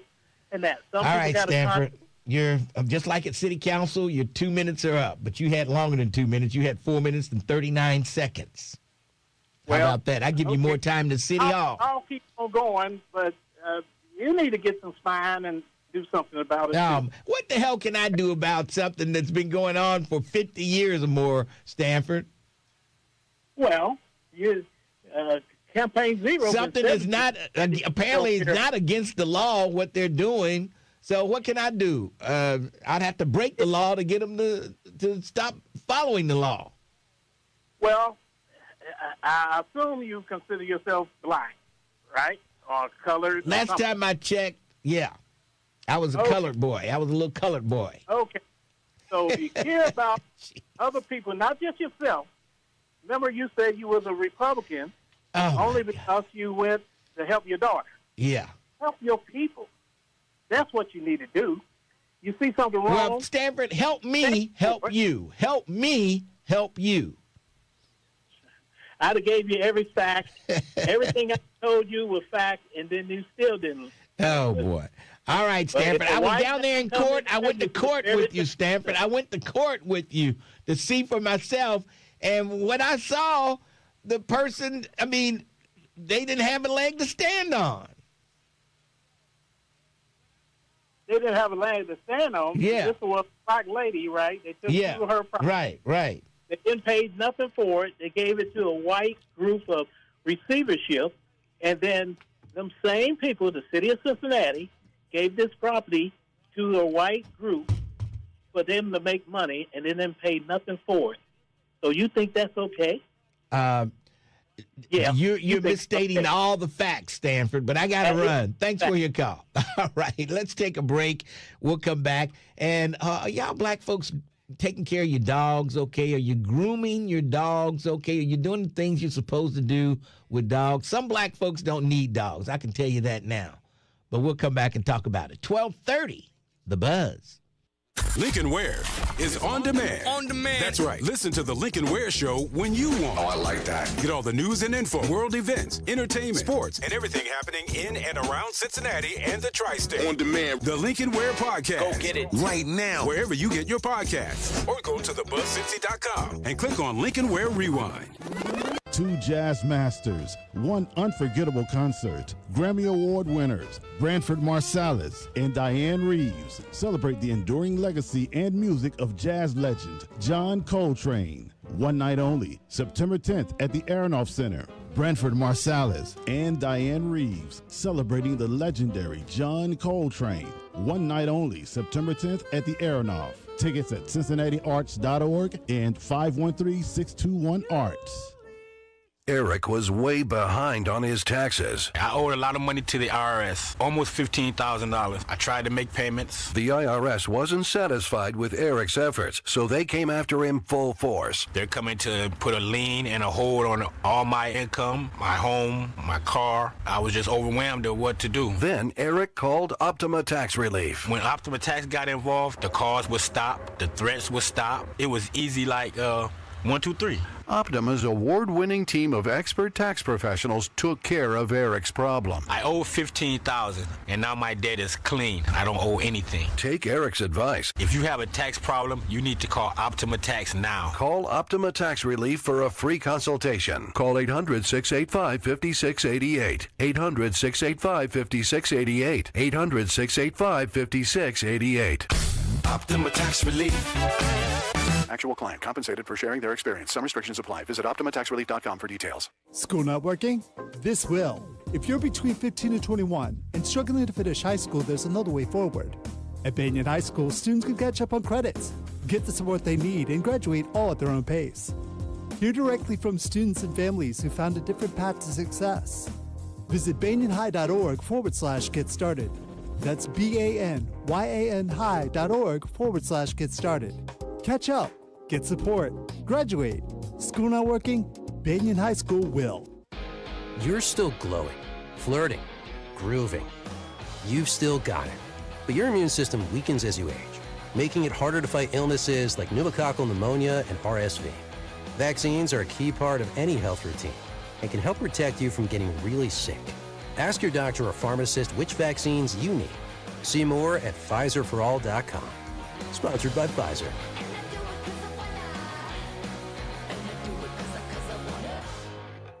The Alzheimer's Association and the Ad Council present the story of Tom and Levi. Tom is the smartest man I know. He's been a professor at 2 major universities, been a teacher for over 40 years. One day, he told me that he was having problems in his classes. I think one of the students had asked the question and he didn't remember the answer. And I also noticed that he was letting his class out earlier than they were supposed to let out. And he was telling them that he was doing it as a favor to them, but I think in reality, he just wanted to get out of there. I was really starting to worry because I saw something was wrong. Levi and I talked about how it would change our lives, but he was there beside me, and my love for him was just immense. When something feels different, it could be Alzheimer's. Now is the time to talk. Visit alz.org/ourstories to learn more. A message from the Alzheimer's Association and the Ad Council. The views and opinions expressed in this program are those of the host and guests and do not necessarily reflect the views of Urban One Incorporated, Radio One, or any of its subsidiary companies. Giving voice to the community. We are the Buzz of Cincinnati, your talk station. 1230 WDBZ, the Buzz of Cincinnati, your talk station. Lincoln Ware with you.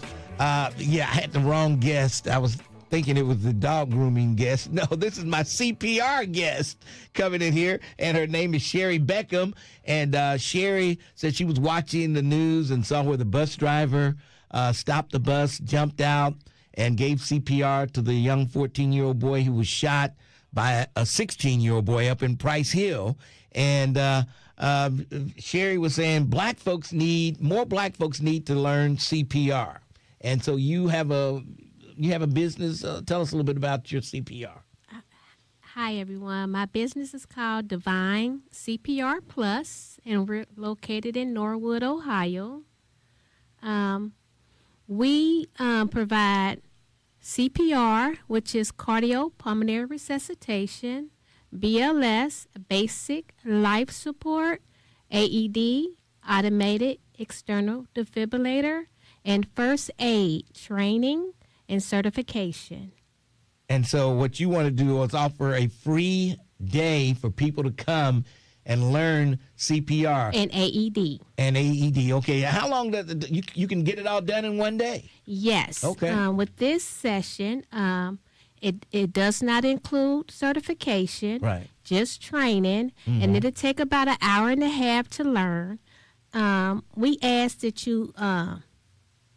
the space is limited. Okay. So we ask that you will give us a call at 513-400-3793 to reserve your spot. Okay, say that number again real slow. 513-400-3793. Okay, so you can get the training. So after you get the training, how do you get certified? Well, this is not so much certification training. This is like a community. Okay. Community emergency preparedness training to prepare them on how to respond when it's an emergency. Okay, they see somebody just collapse and pass out, and you show them. Well, it's steps leading up to just performing CPR. Right. Okay. So I'm going to teach them the steps leading up to CPR and how to properly administrate compressions. Okay. And how to give breaths. Okay. And also how to use an automated external defibrillator. Okay. All right. People need to know how, because, I mean, if there's one there, if you don't know how to use it, what good will it be? Yes, and you'll see them in airports. Yeah. I saw one in Walmart. Let's see. Lowe's, movie theaters, high schools. Yeah. You'll see them there. And, I don't know if Metro has a training for their drivers, but after this episode they should have mandatory training for all drivers to learn CPR. If they don't, I'm not saying that they don't already, but if they don't, they should. I agree.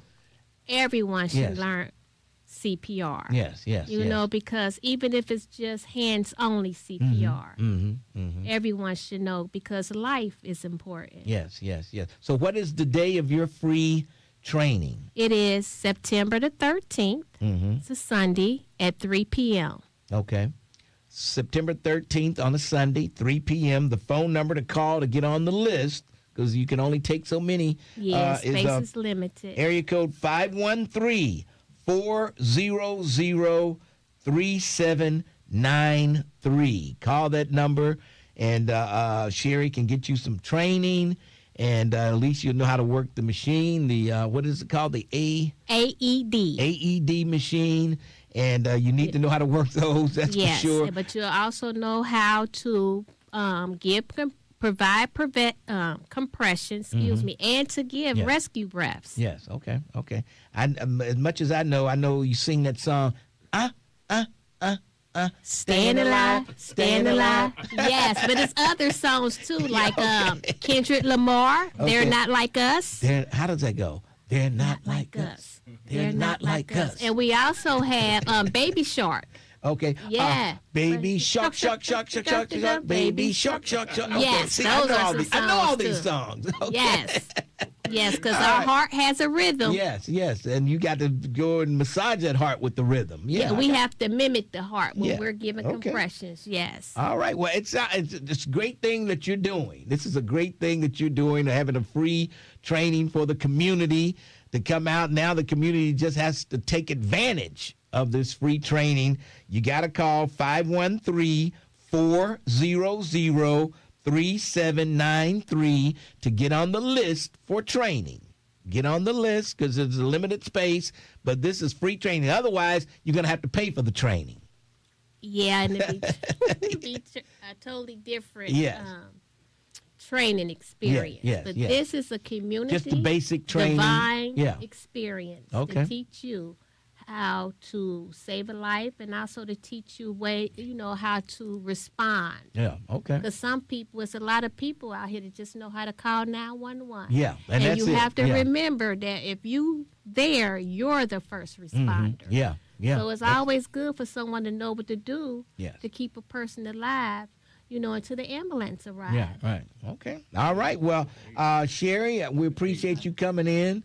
Ages, I believe like 14 and up. Okay, 14 and up? Yes, okay. Absolutely. Right. Yep, if you're there babysitting, you need to know what you're doing. Babysitters need to know this stuff, yeah. Remember, area code 513-400-3793 you better call and get on the list. Your phone is probably ringing now. September the 13th. September 13th, at but 3 p.m. she won't be able to call you back until she leaves here. So. Well, we have someone at the office, the answer machine to pick up. Yes. Okay. Yes. Somebody's at the office, the answer or machine. the answer machine to pick up. Put your name and clearly give your phone number. Yes. You got to do it clearly. Sometimes people just leave their numbers like, nah. Yeah, speak slow. Right. Please. Right.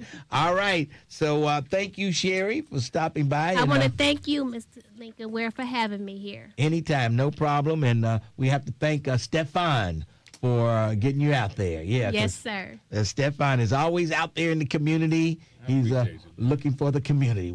He's working hard for you. I'm going to do my best. Stefan's going to do his best. And God going to do the rest. All right. All right, Sherry, thank you for stopping by. We appreciate it. All right, we'll go ahead and take a break for news, and then we'll come back on the other side. 513-749-1230. It's Lincoln Ware. It's Thursday, 1230. The Buzz. 1230 AM, WDBZ, Cincinnati, an Urban One station. Listen online on thebuzzcincy.com. We are 1230 The Buzz, the home of the Lincoln Ware Show.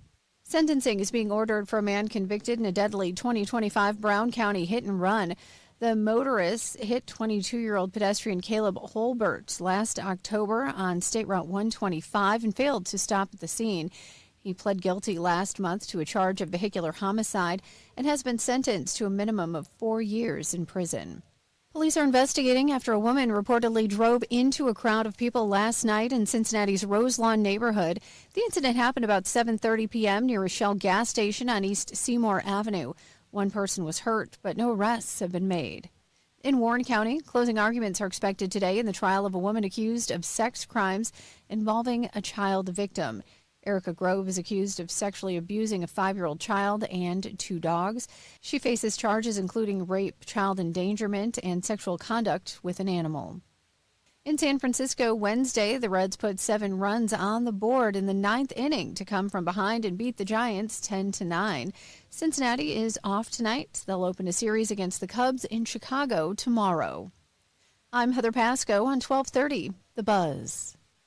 Did you miss something? Catch the rebroadcast. Do it again. For the full schedule, go to thebuzzcincy.com. 1230 WDBZ, the Buzz of Cincinnati, your talk station. It's Lincoln Ware till 1 o'clock this afternoon. Sharpton probably won't be there today. I don't know. He's probably getting ready for the big march tomorrow. And the bus leaves tonight at 10 from the Word of Deliverance. So if you're on that bus, you better get out there, be there by 8:30. Bus going to take off at 10. You better get there early. Get you a seat that you want to sit in for that bus ride up and back. And have a little cash on you so you can buy some stuff when they stop at the rest stops. And, you know, so, and I'm sure you bring a little cooler with you, you know what I mean? Bring you a little bag of snacks and some goodies and, yeah. If I was going on the bus trip, I'd have a little crown in there. You know what I mean? But I don't know if I can do bus trips anymore. I don't know if I can do them anymore. I don't know. All right. Oh, and something else people need to learn, how to swim. Black folks need to learn how to swim. I'm just surprised at all the black folks I run into that can't swim.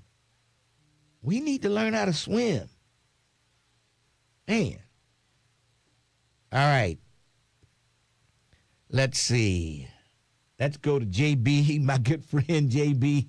I always love hearing from JB. What's going on, JB? What's happening, Mr. Ware? How you doing today? I'm hanging in there, JB. Yeah, about this cryptocurrency, man. This is taking over the world, and it's bad. Well, I mean, it's I guess legit. It's pretty much legit, but you got some people who are involved in it that's corrupt, like Donald Trump. So I don't know. Yeah. I mean, it's got to be because they have crypto ATM machines in some gas stations. I've seen crypto machines, ATM in gas stations. And they thinking the regular money is like counterfeit. It spins, but it's like it's counterfeit. Yeah. So I don't know. Yeah. I'd be very leery of investing in it, but Greg Landsman, I guess he's invested in it also, so. Yeah. I wanted to talk to Greg Landsman, but he got away. Well, maybe next time, JB. Yeah, maybe next time. All right. Okay. All right, JB. Talk to you later. All right. Okay.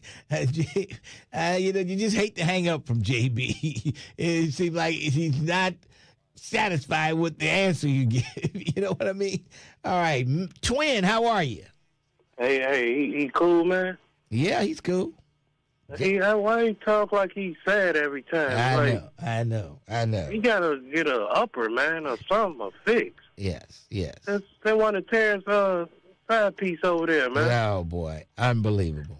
Now I had to mess with him, man. He's too concerned about Terrence side piece and what he's doing. I know. Everybody wants to know what's Terrence's dating life, what his date was like. You got to see last person said they had a Roscoe, so, they want to make sure it's real. Nah, AL, blow up down for Simu or whatever. Oh, where's Lady C when you need her? Hey, she out there. But Lady C, hey, I don't think ain't nobody in this chat or somewhere handle Lady C, man. I know. They can't handle Lady C. You come out there naked and with the man unit on, it's over. He bagging off, huh? Nah, let me stop. She's funny, though. I like that lady. Yes. Lincoln Ware, man. I've seen a video of the Eugene Blaylock, the superintendent of North College Hill. Yeah. Hey, man, he remind me of Joe Clark, man. Yep, he does. He does. And it's the parents' fault, man. He tired, he fed up, man, and what y'all did last year or whatever, y'all sent them people to Kroger's to crash out and everything, which was uncalled for. Who sent them to Kroger? You Democrats did. Oh, please. Y'all walked out of No King protests, all that nonsense y'all did, and messed up Kroger's. Come on, man. And Kroger's the one that helped y'all out, helped the students out, the kids out, the donation.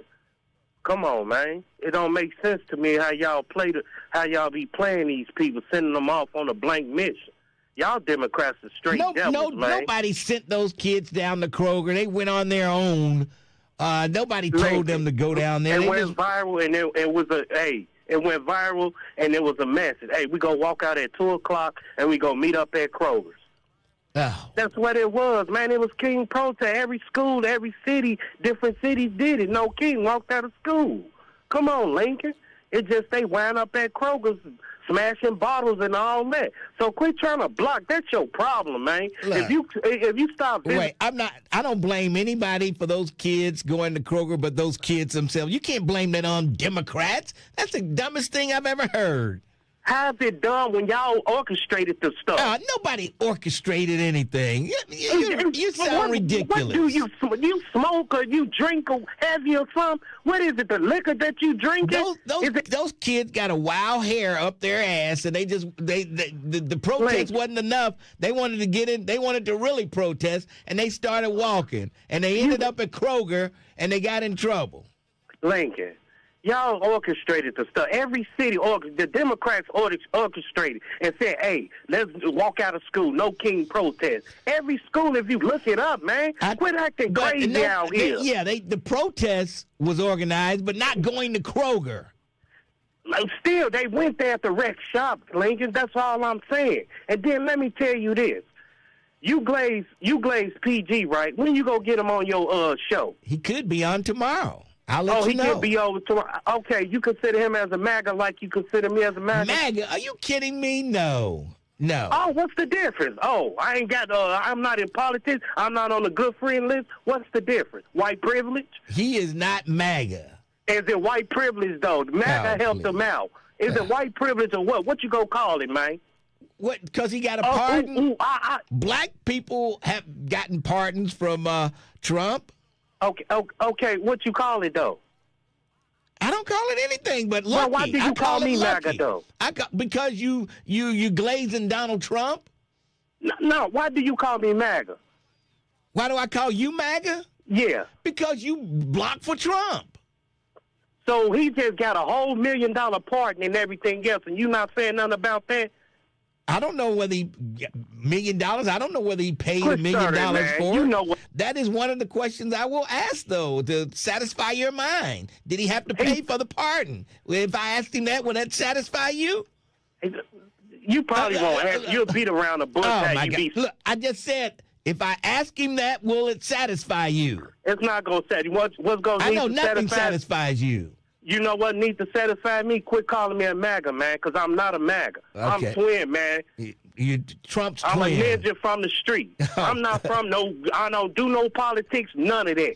That's y'all little clowns that's up in there that keeping the mindset. Let me tell you this and close with this. Y'all need to stop keeping the mindset. People will float the boat if y'all stop keeping the mindset oppression of the man. If you're not black enough, you not Democrat and all that. That's out the window. Y'all dead to me. That Democratic nonsense is out the window. Y'all don't make no sense. Y'all try to keep people down and everything. Y'all don't strategize. Y'all don't teach people how to build or educate the mindset to go forth. Only thing y'all solution is Trump, Trump, Trump. Thanks for your call. I gotta go. I know can't you tell. do. Yeah, MAGA Ninja is who he is. The MAGA Ninja. Unbelievable. Yes. He is a MAGA for sure. Unbelievable. Trina Jackson from the Office of Reentry. What's going on down at the office? How are you? How you doing? I'm good. How have you been? Same to you. So what's going on? Well, I wanted to just remind everybody about the One Stop Resource Center that's happening Friday at the College Hill Rec Center from 10 to 1. 10 till 1, College Hill Recreation Center. Who's going to be there? What can they accomplish by going? What services will be available? Right. So the 513 relief bus will be there. We'll have services related to, homelessness, people that are looking for housing. You can apply for a job there. You can get free haircuts, free food. We have organizations that will help with applying for benefits, like for your Medicaid, your food stamps, addiction services. You can go straight to treatment if you want to. You can go straight to a sober living home, if you want to keep working on your sobriety. But also we have the public defender's office there that can review your record to see if you are eligible for expungement or record sealing. Okay, sounds good to me. What time does it start? 10 o'clock. 10 o'clock. 10 o'clock, the College Hill Recreation Center, right? Yes. All right. Sounds good to me. Trina, thank you for joining. Oh, thank you for having me. I appreciate you. All right. There we have it. There we have it. The Office of Reentry. Make sure you get up there if you need any of those services. They'll take care of you real easy right there. The Office of Reentry, College Hill Recreation Center, tomorrow morning at 10 a.m. All right, 513-749-1230. Lincoln Ware with you. And, I'll go ahead and let the cat out of the bag. I'm coming in. I'll be in the studio tomorrow. PG Sittenfeld will be on the show around 12:15, 12:25, somewhere around in there. But he's not coming in. He's not coming in. He's calling in. And he'll be here till 1 o'clock, from about 12:15, 12:20 till 1 o'clock tomorrow. He'll talk to us, and we got a lot of questions for PG. A lot of questions. And he'll have the answers. I wonder, will he ever get into politics again? Do you think? I don't know. But this will be his only media stop on the Lincoln Ware Show. His only media stop right here. He's staying out of the media. And he promised me, even before he was charges were dropped, before the pardon or anything like that, right after the trial, I think he promised me I would be the one and only person he talked to in the media. And so far, he hasn't talked to anybody. Yeah. So we'll have him on tomorrow over the phone.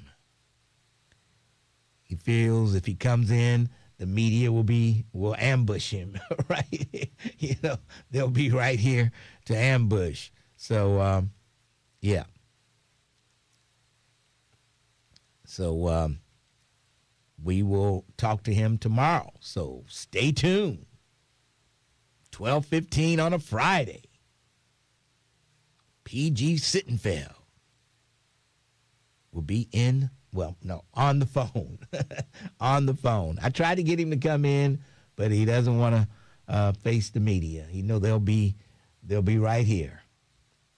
Well, there is a way that we could have gotten him in the building without him going through the front door. Well, yeah, that's true. Yeah. That's true. Anyway, but great to hear from PG. Yeah.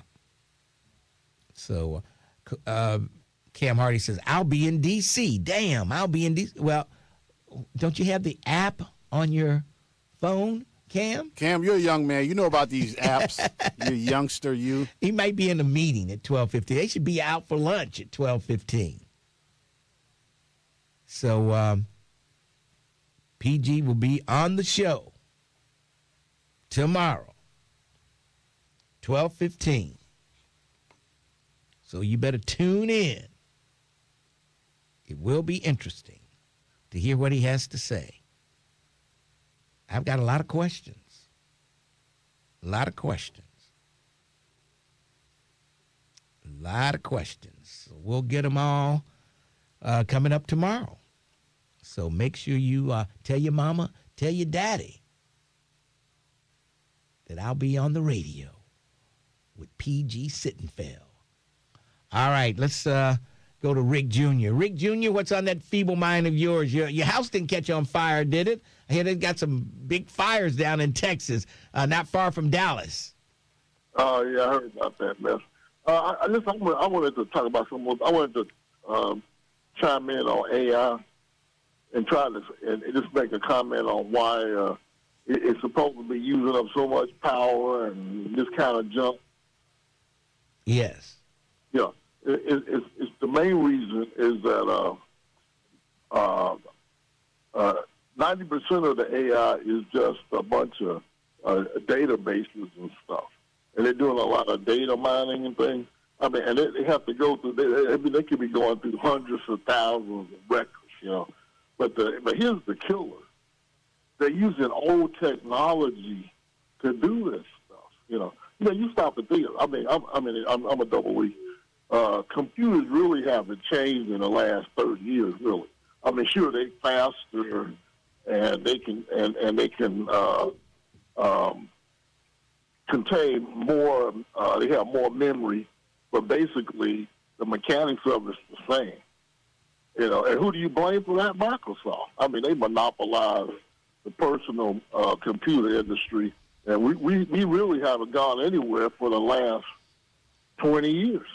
Yes. I mean, the computers are just faster and they hold more memory, but it's basically the same horse. Yes. I mean, a horse is a horse. Well, I don't care how many data centers they put up, as long as people who live in those surrounding cities where the data centers are located, their electric bill won't go up. They won't have to, foot the bill for these guys electric. They don't have to pay more because they're burning more in that area. So as long as the people don't get stuck with the bill, I'm okay with the data centers. But when the people start having to pay more because of them, then that's where I have an issue. Rick Jr., I got to take a break. Dr. Blaylock, who coming up after the break, superintendent of North College Hill Schools, we'll talk to him about violence. Yeah, violence and trying to settle your disagreements with people without shooting and fighting. Can we do that?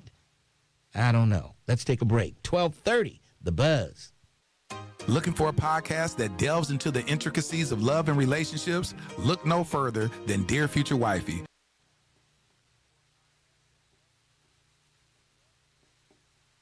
And, I forgot to mention this when you were talking about the fights earlier. Social media has really propel the fighting because you can see what everybody's talking about. Mm-hmm. And you can message each other on social media. Yeah. So it'll go back and forth there as well. It's kind of just propel that stuff. I mean, years ago, what folks was thinking after they got home. Right. But now you do. Yep. They post everything. Yep. I like PG. I like, hope he gets back into politics. I don't know. As far as he sounds like to me that he's done with politics forever. That's what it sounds like to me. Yeah, I used to run the board for a show on the weekend. Right. Yep. Show. Yeah. Yep. Sure did. Sure did. He used to come up here every Saturday. Tamaya Denard was with him. Yep, him and Tamaya. Yep. Yep. Tamaya Denard. Yep. She used to wear dresses back then. Oh, did she? Yeah. Okay. Dresses. Okay. All right. Yes, she used to be with him on Saturday. Remember one time they got stuck in the elevator? Were you here when they got stuck in the elevator and he had to call in and do the show? I think so. That was so long ago, man. I forgot about that. Yeah, stuck in the elevator. Called in and did his show. He was on the station up in Cleveland also. Oh, wow. Yeah. Yeah, Hot Mike. We got him in. Well, he'll be on the phone, but we got PG tomorrow. Tune in. Cam Hardy remembers when he did the show from the elevator. Yes.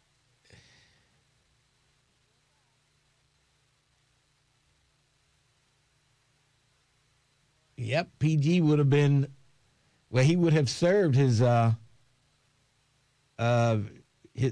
terms for mayor. He would have been mayor, and then who came in? Cranley came. No, Aftab came in and ran for mayor after he was arrested. So Aftab can thank PG for letting him be the mayor because he dropped out of the race. He definitely would have won. He was always the top vote getter of the city council folks. So yeah, he was definitely gonna be mayor. Oh yeah, he was gonna be mayor. No doubt he was gonna be mayor. Community. We are 1230 AM The Buzz, your talk station. 1230 WDBZ. We are the Buzz of Cincinnati, your talk station. Lincoln Ware with you till 1 o'clock this afternoon. Coming up at 1, Reverend Al Sharpton. He's got the big March on Washington tomorrow in D.C., and I'm sure they're going to talk about that a lot on his show today. So check him out at 1 o'clock. Let's go out to North College Hill and talk to Dr. Eugene Blaylock. Dr. Blaylock, hi, how you doing today? Hey, I'm doing a little better than I was doing yesterday. Oh, man, that's good. That's always good.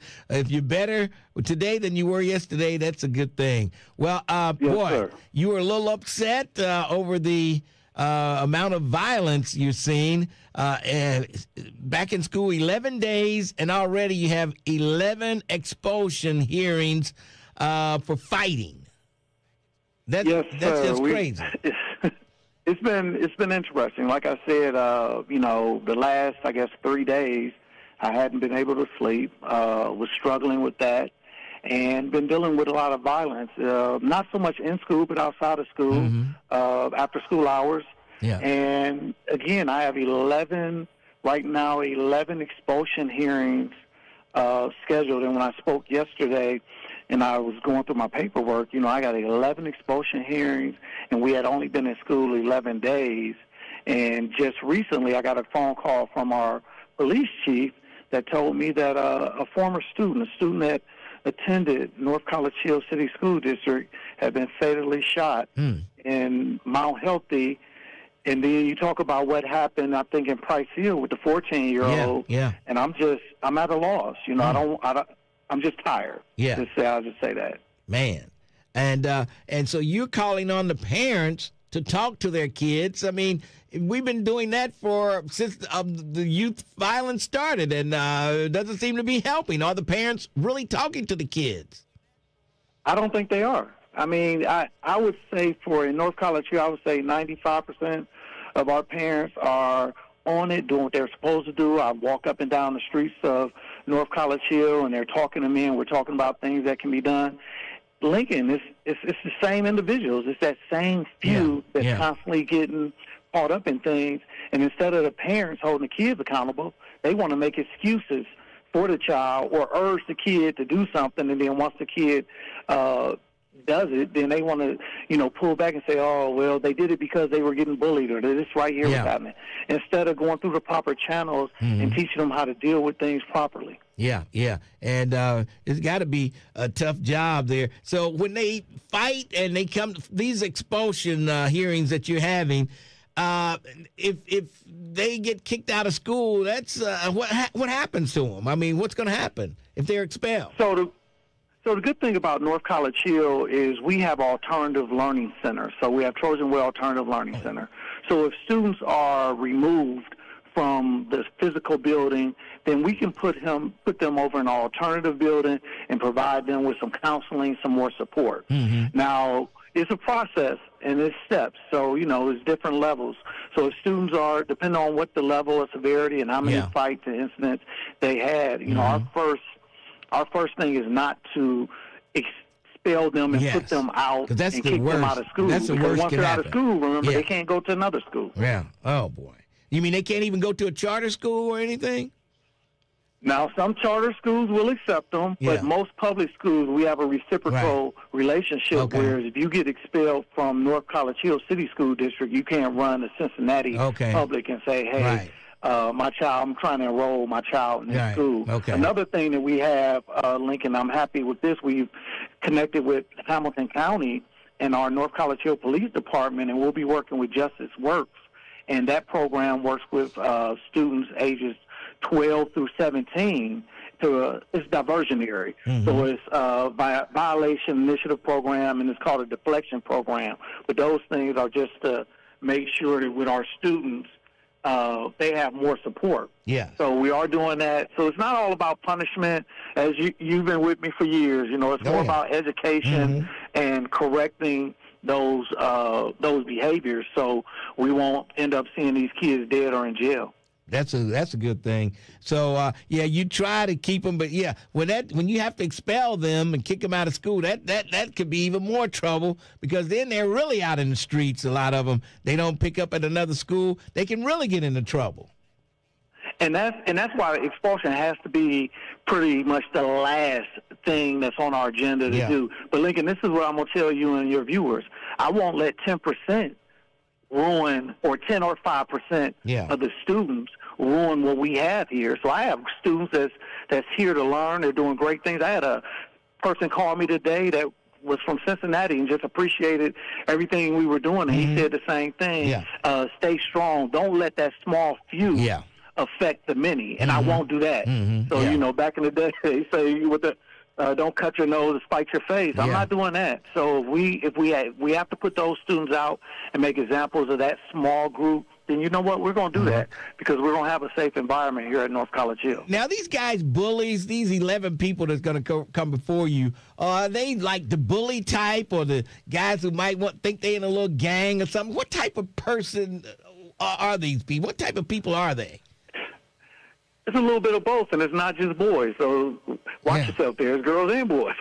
So I got expulsion for the girls, and the girls are sometimes worse than the boys, to be perfectly honest with you. A lot of times people want to jump and say it's bullying, but to be perfectly honest, most of the fights that are engaged in they agree to fight. Like, you have to have a conversation about, let's go up to the school to meet to fight. Bullying back in our day, I'm trying to walk home and you chasing after me. I'm not seeing that. So I'm seeing things that seems like individuals are having conversation, be it social media, be it friends getting involved, and then they're making a conscious decision that, hey, we're going to go fight. And I tell parents this in expulsion hearings, and I'll say it now. I believe in self-defense. You're not just going to walk and punch Dr. Blaylock in the face, and I'm not going to do what I need to do to protect myself. But what I'm not going to allow is for you to go back and forth arguing with somebody and saying you're going to do this and do that, and then when the person pop you in your mouth, you want to say, I got bullied. No, right. That's not being bullied. That's somebody that's engaging. If somebody came up and sucker punched another guy and then he starts fighting back, you might be a little more lenient to the guy who was fighting back. Without a doubt. Once we do an investigation on everything, it's been situations. I got a history of being in education 30-some years, and individuals know my track record. If an individual walked up to you and you got in a fight and you didn't, do anything to cause that and you defended yourself, then guess what? We're going to have a conversation, and we're going to figure out what happened. As long as you weren't an aggressor and equally involved, then no, you won't face consequences. See, I like that approach. But that's where parents get it wrong, though. Parents want to automatically assume, like, oh, they got in a fight and this happened. Like, no, your kid sent this text message. Your kid said this. Your kid did that. They engaged in a fight. See, and I like that you don't automatically, you were fighting, both of you. Both of you going to get suspended or expelled. Both of you were fighting. But I know you look at the case, find out what happened, and then you go from there. You don't just automatically, just because the person was fighting back, you were fighting, and then you're guilty. Absolutely. All right, that sounds good to me. Well, Dr. Blaylock, I thank you for always coming to the Buzz and filling us in whenever I see you in the news. I say, let me give him a call to see what's going on. But when I saw 11 days of school, 11 expulsion hearings, I'm like, this is incredible. It's unbelievable. Hey, I appreciate everything you're doing, Lincoln, with at least bringing awareness to us and to this. And I tell individuals all the time, it takes a village, but you know what? It starts at home. Yeah. And so you got to start at home and have those conversations with these kids, because we can't afford to have any more of these fatalities. And this stuff is hitting home. Yeah. It's not like when I say a former student, that hurts. That's somebody that was walking these hallways. Yeah. And now they're gone today. All right. Dr. Blaylock, thank you for talking with us. We appreciate it. Thank you, my brother. All right. Stay safe. All right, you too. Talk to you. All right, man, I tell you, it's crazy out there, folks. It's crazy out there. But I hate these schools. Zero tolerance. If they hit you and you hit them back, you both, that just don't work. If the person who hit first, that's the person who should be punished the most. All right. Let's take a break, and then we'll come back. 1230, The Buzz. 1230 The Buzz wants you to buy Black 513. Black Americans have over $1 trillion in spending power. We encourage you to buy black, not just one day, but every day, 365, 24/7. Go to thebuzzcincy.com and check out our Buy Black 513 page, where you can view a directory of black businesses right here in the 513. All black business owners, we're looking for you. Get featured right now. Go to thebuzzcincy.com and click on the Buy Black 513 banner to find out how you can be featured and expand your reach over the air and the internet. Let's buy Black 513. 1230 The Buzz. 2 jazz masters, 1 unforgettable concert. Grammy Award winners Branford Marsalis and Diane Reeves celebrate the enduring legacy and music of jazz legend John Coltrane. One night only, September 10th at the Aronoff Center. Branford Marsalis and Diane Reeves celebrating the legendary John Coltrane. One night only, September 10th at the Aronoff. Tickets at CincinnatiArts.org and 513-621-ARTS. You're still glowing, flirting, grooving. You've still got it. But your immune system weakens as you age, making it harder to fight illnesses like pneumococcal pneumonia and RSV. Vaccines are a key part of any health routine and can help protect you from getting really sick. Ask your doctor or pharmacist which vaccines you need. See more at PfizerForAll.com. Sponsored by Pfizer.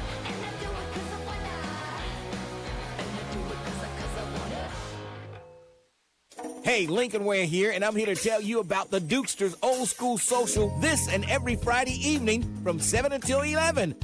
It's free, and you can join spade players, tunk, or bid whist. It's a BYOB with free parking and free setups and food specials all night. Plus the best old school in the city, just like the old days. And whatever you do, don't forget to bring your dancing shoes, because I'm sure before the night is over, you're going to want to bust the move. And don't forget, you can have a free birthday party during our social night. Or network your business and meet and greet some new friends and be ready to have a ball. So tell your friends to meet you at the Dukester every Friday evening. That's right, we are turning it back to the old school at the Dukester, located at 7733 Reading Road. Call the Dukester to order now at 761-2300. That's 513-761-2300. We are the keepers of the wild. America's original and most invested conservationists. For more than 80 years, we've been committed to conserving wildlife and the natural landscapes that define our nation. From rugged alpine ridgelines to peaceful tall grass prairies, we've supported the conservation of more than 36 miles of American wildlands. Our funding has led to cleaner water, fresher air, and improved wildlife habitat. From abundant fish and waterfowl populations to robust deer and elk herds, nothing is more important than maintaining wild spaces for adventurers to explore and wildlife to thrive. We are America's hunters and target shooters, stewards of the American outdoors.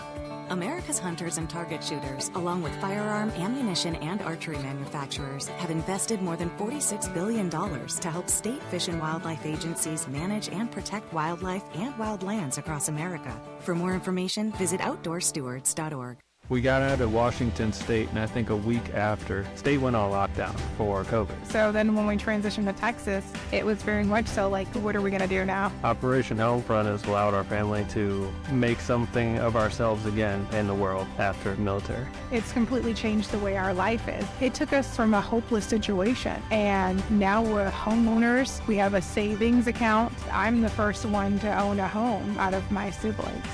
Visit OperationHomefront.org to learn more. 1230 The Buzz, streaming live on your computer. Log on to thebuzzcincy.com. 1230 WDBZ, The Buzz of Cincinnati, your talk station. Lincoln Ware with you. And in the studio with me, Sasha Neiman, and she's the vice mayor of Montgomery, by the way. Vice mayor of Montgomery. But we're talking about what's happening down at the National Underground Railroad Freedom Center, a film that's going to be shown down there. Tell us a little bit about it, Sasha. So I'm here. I am vice mayor of Montgomery, but today I'm here as executive director of the Children's Law Center, which is a nonprofit that serves kids and young adults and justice systems and education systems and child welfare systems. So we have a film coming up this Sunday, the 30th. It's free. It's a screening of a film called We Grew Up, Kids in Adult Prisons. I tell you. So, yeah, and see, I'm thinking, like, if you get convicted, you're a teenager, you get convicted for shooting and killing someone, that you would stay in juvie until you turn 18. But you say they send them right to the adult prison. They do. So first they decide, are we going to treat you like an adult or like a child? And then they decide if you did it or not. Okay. So the first step is that bind over. So as young as 14, they can decide to move you into the adult system, and then you're housed with adults. We've got a 16-year-old now that may be bound over as an adult. So they would go to the Justice Center and not 2020. Exactly. If they are bound over, they are now, they can be housed with adults. And if that teenager then gets convicted, they go to adult prison, and they don't have to be 18.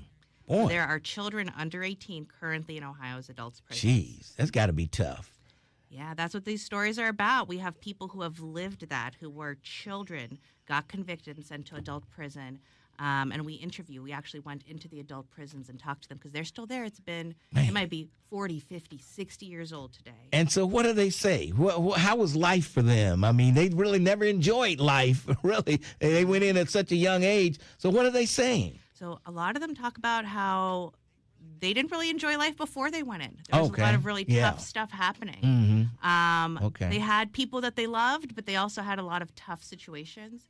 And then when they're in, they talk about their very real experience, how much more likely it is for kids in adult prisons to get harmed in all kinds of ways. Yes, especially when they move over to boy, I hate to imagine what probably happens to them. I mean, kids in adult prisons are more likely to be physically assaulted. They're more likely to have all kinds of other victimization happen to them.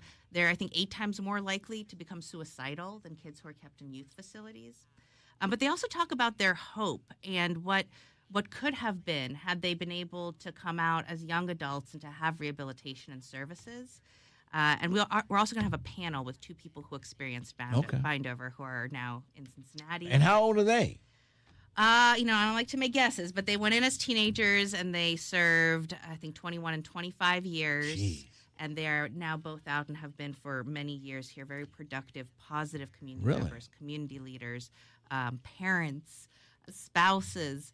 But what it means to come out when you are, now in your 40s, 50s. Yeah, I mean, God, that's got to be a tough adjustment to make. It is. It's got to be tough. So what time will they show the film?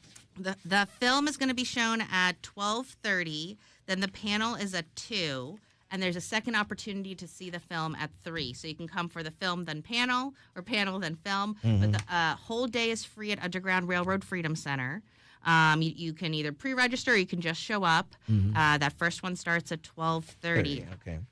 And then the panel discussion at 2 o'clock, and then another showing of the same at 3. film. Okay. So, and if you get there late, then you can catch the 3 o'clock. Yeah, and I love that we're bringing it to Cincinnati because the original idea came from Children's Law Center and the work in Cincinnati. And our board member, Rayshawn Holt, he's on the board, but he's also a storyteller in the film because he was bound over and he's one of our panelists. Okay. And the film's gotten into some really cool film festivals all around the country, actually. But this is our chance now to see it at home because it's about Ohio. Okay. Man, I tell you, I'm sure that's going to be very interesting to hear their stories. It is, especially as we're thinking about what to do with our own 16-year-olds and 14-year-olds. Yeah. What does justice look A like? lot of parents should see this so their kids won't end up, going through that because parents need to step in and take control of their kids nowadays, and they're just not doing it. They're out there just doing everything. Well, and these are consequences that can happen. And part of what we do is we represent kids, so we can represent kids in expulsion hearings. Yes. So that maybe they can stay at school. I just talked to Blaylock from North College Hill, and he's got 11 expulsion hearings in the first 11 days of school. Yep. So what does it mean if a child now isn't in school? Does that help? Does that make us safer? Does that make them better? I don't think so. Right? I don't think so. So he says he tries to do everything he can not to expel them because they can't just go to another school. Yeah. It's not that easy. Yeah, in Ohio now, the law has changed about a year ago, so there's even opportunities for really long-term expulsions. It used to be you could expel but only for several months, but now you can expel for much longer. And sometimes even really expel from the whole public school system. So there's a more of this sense of like we're going to throw out these kids, and they're kids. Yeah. I mean, we have these clients; they're children. And I know the schools are trying hard, but that's sometimes what an attorney can do is come to the expulsion hearing and say, hey, we found some community partners. We found relatives. People are going to come and support this kid. Please keep them in your school system because we're not safer if they're just out not getting their education. Right. Yeah, that's it's got to be. Oh boy, Sharon, you have a question? Hello. Yeah, my name's Sharon, and there was a 17-year-old that killed my 18-year-old niece going 70 miles an hour and ran her down by UC 4 years ago. So I'm hearing what you're saying, but my niece won't have any opportunity at all. She's in a grave, and it hurts me that we're saying these things about these. He was a murderer, so he should be tried as an adult. He was tried as an adult, and he should be in prison. He's doing 12 to 16 years because my niece would never walk this earth again. Yes. I just want you to know that pain. Yes. She won't have any rehabilitation. Yes. She was an honor student at UC. Yes. And she'll never be able to be with us. Yes. We feel you. I know how you feel. So I know how you Lincoln, feel. think about that when you're saying poor them. Yes. All right. My nephew's only child. Yes. Well, I think Thank you. That's all I had to say. All right, Sharon. Oh, sorry.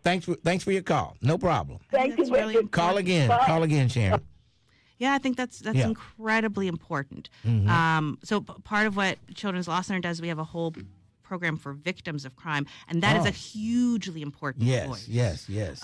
Children and young adults who are victims of crime absolutely deserve.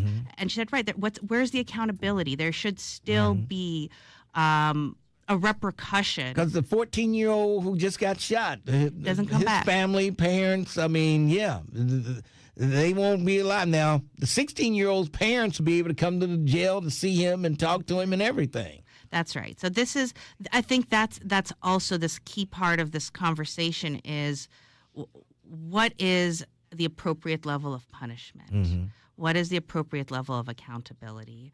When does somebody grow up? When do they become an adult?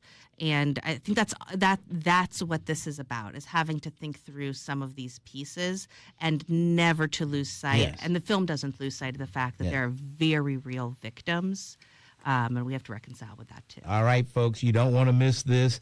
That's 12:30 down at the Freedom Center. 12:30, the documentary screening. Then at 2 o'clock, there's going to be a panel discussion. Yes. Then if you get there late, then they'll show it again at 3. Yep. All right. How long is the film? You know, hour 20 minutes. Okay, hour and 20 minutes. It should be pretty good. And folks, you need to check that out.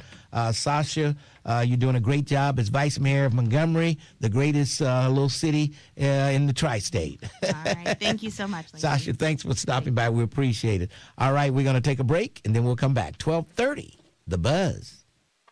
Every weekday, 12:30 The Buzz has you covered. Let's go! With new entertainment and information. Starting at 6 a.m., set your alarm for Get Up Mornings with Erica Campbell. What's going on, Cincinnati? This is Erica Campbell. Followed by The Lincoln Ware Show from 10 a.m. to 1 p.m. Hey, this is Lincoln Ware. Join me for The Lincoln Ware Show. Then it's Keeping It Real. With me, Reverend Al Sharpton. From 1 till 4 p.m. News, entertainment, and information. We've got it all right here on 12:30 The Buzz. The way I do laundry hasn't really changed until now. Have you seen the new Tide Evo? It may look different, but now I get it. It's a super concentrated laundry detergent towel from Tide, packed with 6 layers of cleaning power. You just toss it in the washer and it dissolves instantly in water. It's built differently to fight tough stains. I love it because Tide Evo comes in a lightweight cardboard box. There's no bulk.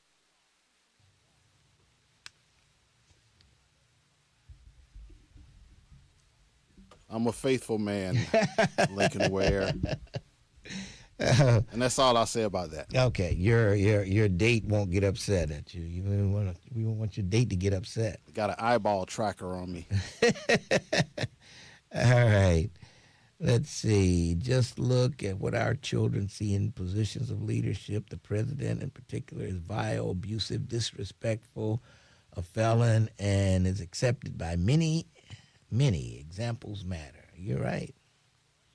But they don't pay any attention. They don't really know what Trump is doing. These 14-year-olds, they probably don't even know who the president is. Yeah, I know. Jeez. They need to reinstate that scared straight for these kids, because you're a teenager going to a prison with these grown men. I know. Oh, man, the unspeakable things that's going to happen to them. They need something to be afraid of. And those guys, they've been in there lifting weights, and they just can't wait for some fresh meat. And you got young, fresh meat. Now, the people in this film need to go to the schools and talk to these kids. Yeah. But a lot of them not in school. The people that are doing the shooting probably don't. I'll bet you any kind of money that 14-year-old was not in school anywhere. Didn't go to school. I mean, the 16-year-old who shot the 14, the 16-year-old was not in school. But that's who they need to reach, those kids there. But I'd be surprised if he was registered, enrolled at a school. I would be surprised.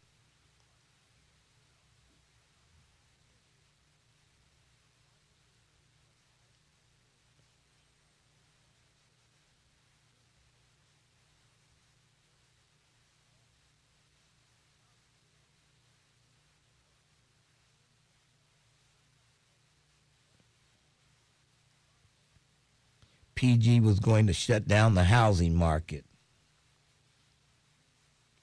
He was going to PG was working on fixing, freezing taxes for the elderly who had their homes, and he was going to freeze taxes on them. He was going to do a lot of stuff.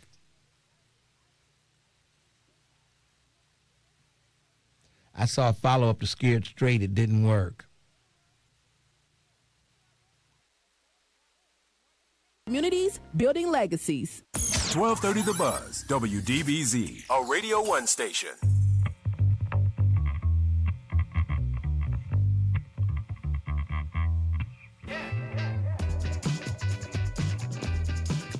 .1230 WDBZ. Lincoln Ware with you. It is a Thursday, not Friday yet, but it's Thursday, and that's what we do here. We have infotainment. Sometimes you get entertained. sometimes you get some good info. And, of course, we try to sprinkle in a little bit of both every day. Cecil Thomas, are you ready for the buses tonight? Yeah, man, I'm ready. And I'm put over, man, and agreed to ride the bus. Boy. Oh my goodness, you agreed to ride the bus. Okay. Well, I gotta represent, man. You know. Yeah. I'm the acting president. Yep. If I don't ride, right. So There I you gotta go. interact with the people and all that. There you go. You all right. Well, get prepared, buddy. It's going to be a long trip. And here's a good thing: I can get a flight for $200, man, round trip. But anyway. yeah. But so people need to be at the Word of Deliverance. You want them there at 8:30 tonight. Yeah, no later than 9, 8:30, 9 o'clock around there. Be great to get everybody, because we want, you got to get everybody organized. Yeah. Get on the buses and all that stuff. Yep, and people. You're gonna have some people there with their little wheelchairs and stuff like that. I'm sure somebody's gonna have those little walkers or something that you're gonna have to put up under the bus. Who knows? You just never know. But it's gonna take a while to get everybody situated on that bus. Yes. Absolutely. Hey, but the reason I called, I listened to the College Hill mayor. Yeah, the principal, superintendent. Superintendent. That's what. Yeah, man, and see, one of the things they got to do out there is what we were doing in Cincinnati. We were on the social media network of these young folks at that 14 to 25 age group. We were on that social media page. My street advocates, they knew whenever there was going to be a fight. Yeah. Because what happens is there's something said. Some girl say something about somebody else, and some girl messing with somebody's boyfriend, all that old stuff. And so they plan to meet and fight. And so they stay on that social media page, and we were there way ahead of time. In fact, we would go to somebody's house and talk to the parents. Say, look, we're expecting this. And so we would stop it before it reached the point of fighting and shooting and all of that stuff.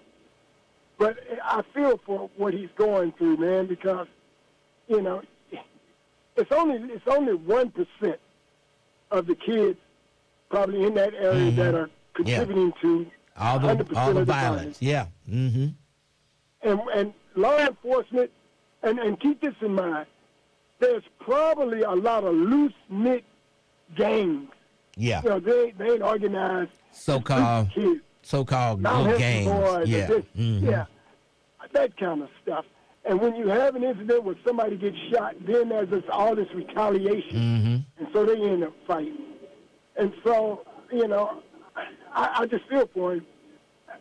But anyway, that's going to take some work on his part and North College Hill's part, as well as Mount Healthy and all the feeder communities. I don't know how many communities feed into North College Hill. Well, just it's pretty much North College Hill. I don't think they have any feeder. I mean, you mean how many little junior highs that feed into it? I think they just have one junior high and one elementary school in North College Hill, I believe. I don't know. It's not a very big community. Yeah. Well, see, you can identify. We knew who the tough kids were. Yeah. And we knew who they were. And see, usually in a group of, say, 10 kids, there's one or two that are really the tough ones that carry the pistol and all that stuff. Yeah. So what you do is you separate those kids who just want to be tough from those real tough kids. The two tough kids, they need to go to jail, and I don't care which way you spin it, they got to go because they're so ingrained into this violence that you got to, that's why you have law enforcement. They got to deal with them.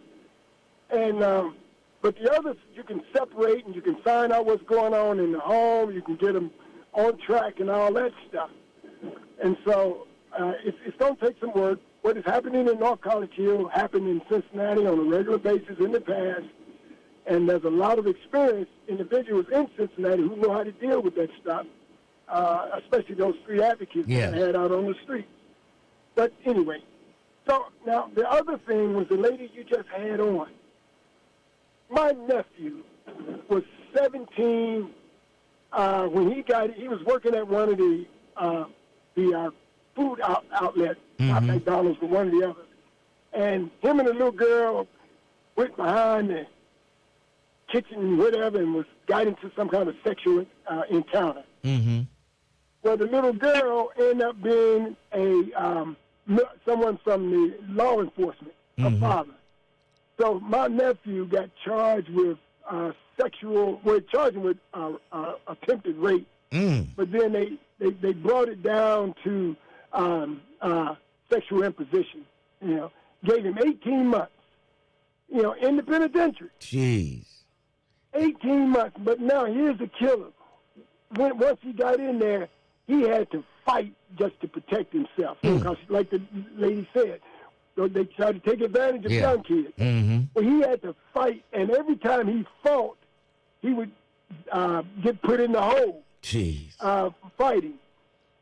He ended up getting not only fighting the other inmates, he had to fight the guards because the guards wasn't doing anything to try to resolve the situation. And guards, they're not social workers. Those guards are there.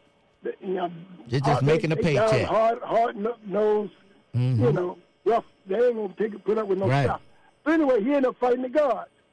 So after an 18-month sentence, that sentence turned into 13 years.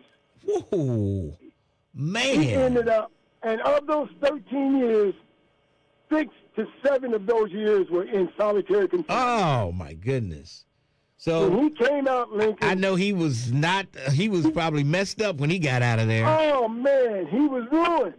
I mean, he would fight his dad because he would accuse his dad of trying to take his stuff. And, and that's the kind of mentality you get in prison. You are very protective of what little stuff you got. And so these young boys that are out here thinking they're tough and pulling the triggers, those are the kind of stories that they need to hear. You're going to be put in a cage, and then somebody there who's been there a while going to try their best to take advantage of you, to turn you into their little girlfriend, and you're going to have to either fight or keep your butt put in solitary confinement and all that stuff. But I think those are the kind of stories that need to be told for these kids, man. All right. And I really feel sorry for that lady. Okay. Cecil, appreciate your call, man, and have a great. Give us a report on Monday. Give us a report on Monday. Or you can call me while you're at the march up there. All right, I'll give you a Lincoln Ware. I call in and give a report. All right, Cecil. Right. Thanks for your call. That's Cecil Thomas. He's going to be on the bus headed to D.C. Didn't we have this conversation during the break, Mr. Ware? About what? About what's going to happen to those little young teenagers in prison? Yes, we did. Yeah, man. Yeah. I knew that cat was messed up when he got out of there. Oh, you kidding me? And listen, the guards are not there to help protect them. Oh, no. The little kids. No, they're not. They're not. No. So whatever happens to them is going to happen to them. It's best to just stay out of that situation. All right, let's go to Joyce. Joyce! Yes, Lincoln. I think I'll just call back tomorrow. Talk to you later. Okay. Bye. You got, she had 6 minutes, more time than she was going to get anyway. I'm sorry for taking up your time, Joyce. I just thought I'd chime in with Cecil Thomas. Jeez. Yeah. You didn't take it. It's just 12:54. 6 minutes. What? Unbelievable. I have spoiled these people rotten. Well, since Joyce abandoned us. Yeah, I know. Everybody else hung up when they saw the Joy. Boy, unbelievable. All right, but don't forget tomorrow we've got P.G. Sittenfeld. We'll have an interview with him around 12. Sometime between 12:15 and 12:30. We'll get him on, and he'll take us to 1 o'clock. So tune in tomorrow, and we'll go through the story of P.G. Sittenfeld. It'll be great to hear from PG. Yeah, it'll be great to hear from him. Yes.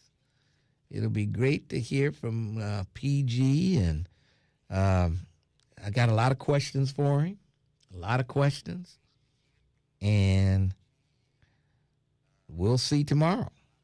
It's going to be very interesting, and then the fact that he's not going to talk to any other media. He's not going to talk to anybody else. So... But, yeah, and this little kid is, I wonder how old is his son now? He's got to be about 6, maybe, I'm going to guess 6, 5 or 6, maybe 7, I don't know. But I know that's probably the toughest thing for him to do was to leave his son and go to jail. That had to be tough.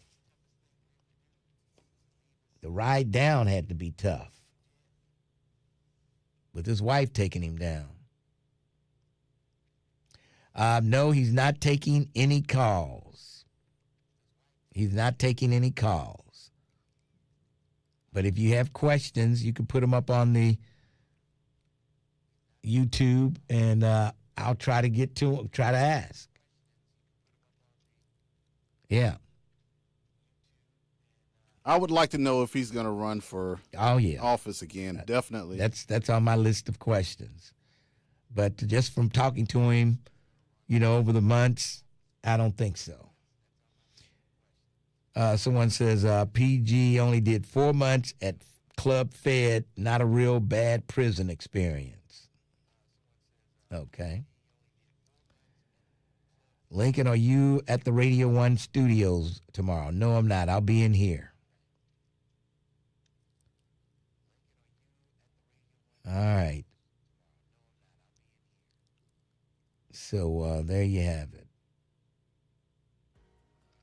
There you have it. All right. That's pretty much going to wrap it up for me for a Thursday. I'll be back tomorrow morning in studio right here. Man, I'm going to have to stop and get me a breakfast cup tomorrow.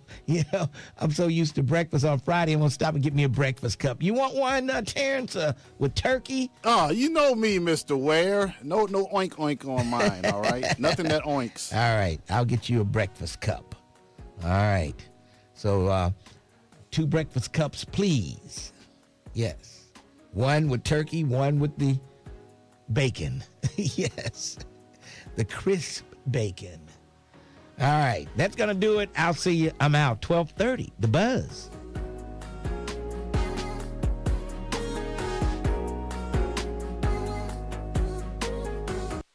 All right. Okay. He should never again serve in public office. Oh, boy. I bet you he could get elected if he ran for office again.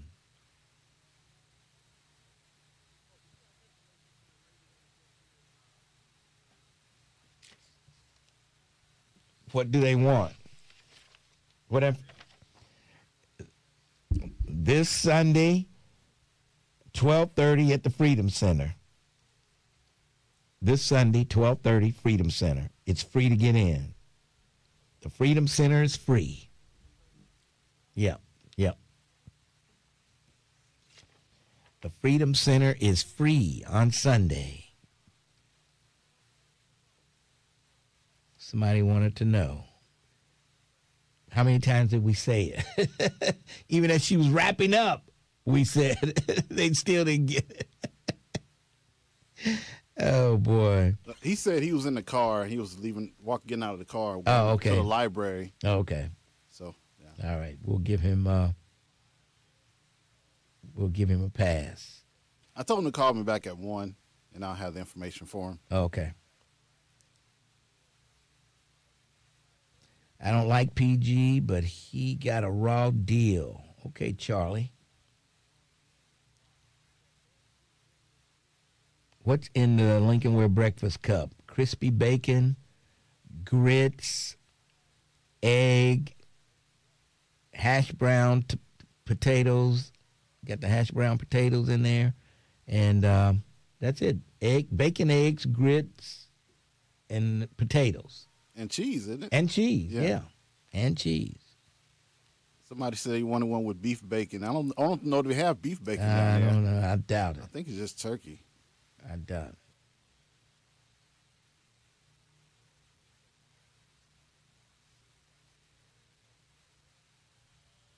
it. Is Sharpton there today? It's his daughter. Okay, I figured he wouldn't be there. T-bone steak, cheese, eggs with Welch's grape. Okay. Oh, boy.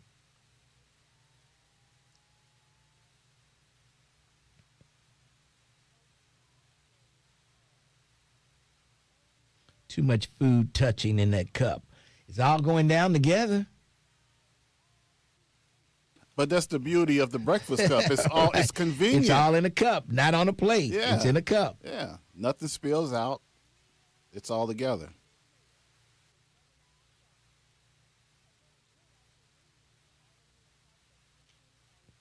Oh, my God. Mark Williams, why don't you just enjoy your retirement and let it go?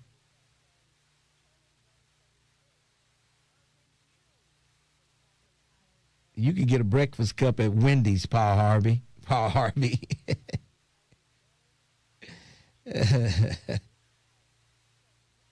Your food's going to touch sooner or later. Right, I know. Somebody, too much food touching. Oh, my God.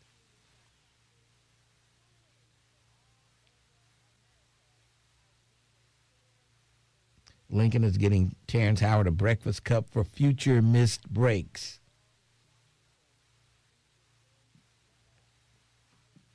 What does that mean? I have no idea. In case you don't go to break on time. Yeah, okay. Yeah.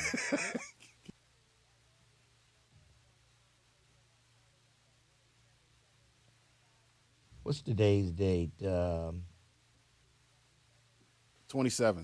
Okay. Let's see.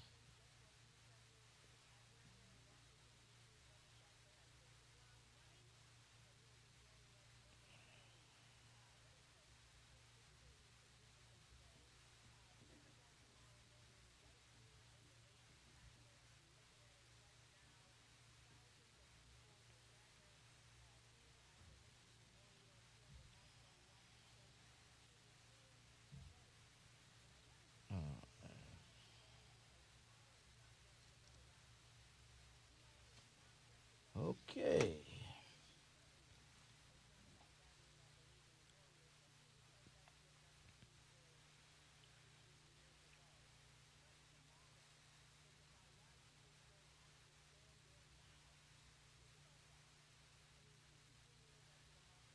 Okay.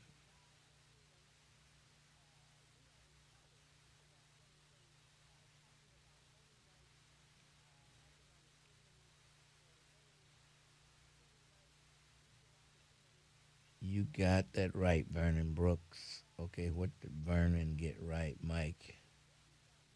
I got to go back and find Vernon Brooks. Thank God he's not taking calls. Too many stupid people. Yeah, you got that right. Yeah, Twin. Can you imagine Twin calling in, talking to PG?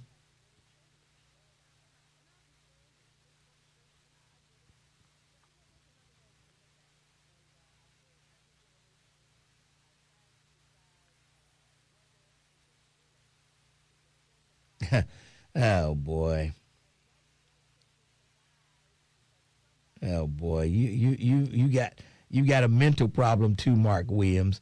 Lincoln, I've been a soldier all my life, not like the DJ who wouldn't stand up but participate in running with the white and trying to win surfing medals for white. Okay, surfing medals? What the hell are you talking about, surfing medals? And then my track team was black. The people on my 4x400 relay, which was the mile relay, they called it back then. But what the hell are you talking about, Mark? Like I said, you need to enjoy retirement and let it go, Mark Williams. And didn't you used to be a cop? Weren't you on the police force?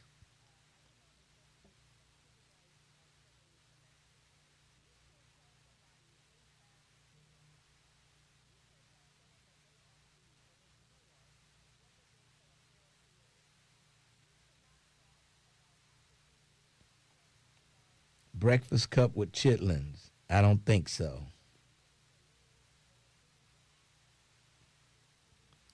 All right, folks. I got places to go, things to do, and people to see.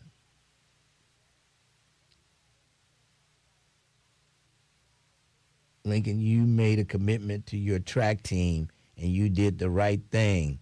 The sit-in was impromptu. You're right, Janice. I'm glad somebody's got. Janice always the voice of reason. Yes, she is. She's always the voice of reason. Love hearing from Miss Janice. Yes. I know. And nobody missed me at the sit-in, but they would have missed me on the track. I'm telling you that. They would have missed me on the track.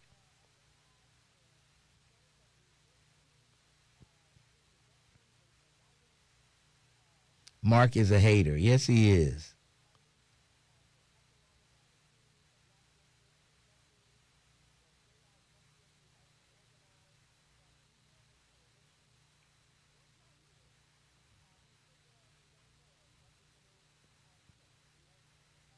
I would have liked to seen Janice when she was a teenager. I bet you couldn't tell her a thing. Back in 1940. No, she was a teenager in the 50s. Maybe the late 50s. Okay. Oh, boy.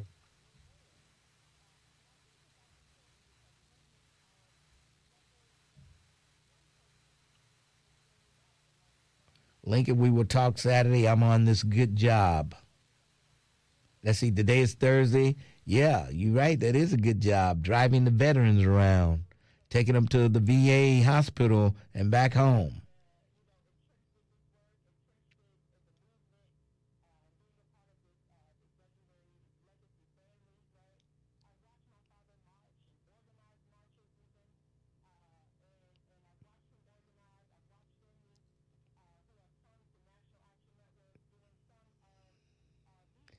Be quiet, Lincoln. Janice may call First Lady. What Janice gonna curse me out for? She know I was just joking about being a teenager in the 50s. And she probably was a teenager in the 50s, the late 50s. Because I was a teenager in the 60s. Tell them to buy you a breakfast cup, Miss Janice. Oh, boy. Unbelievable.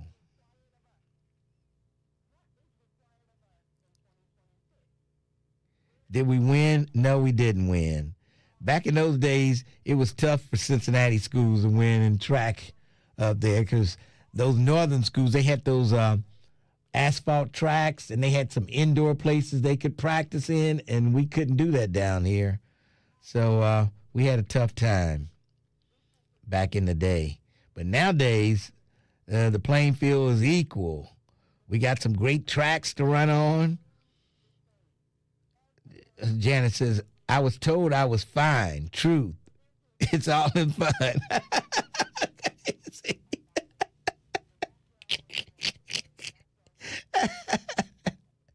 Oh, boy.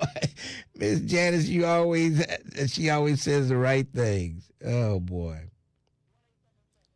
Unbelievable.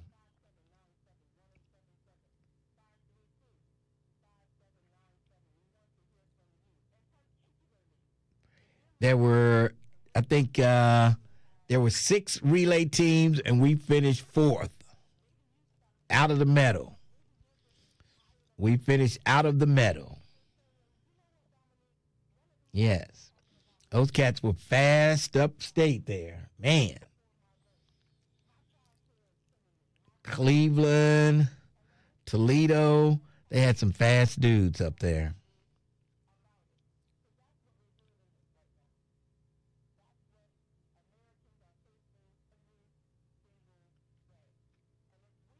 Yep, they had some fast dudes.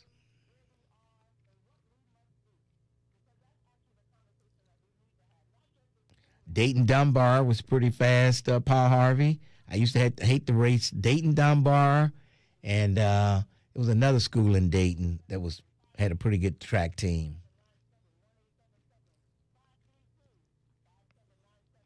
But who was the champion in the Southwest Ohio District in 68 in the 440?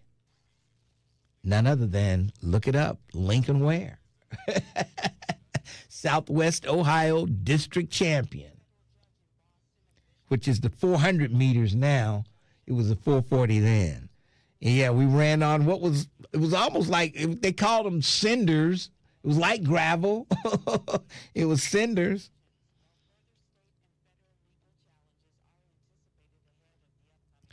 Just to get to the state did Woodward proud, okay? Just to get to the state. It was 1968. Thank you very much.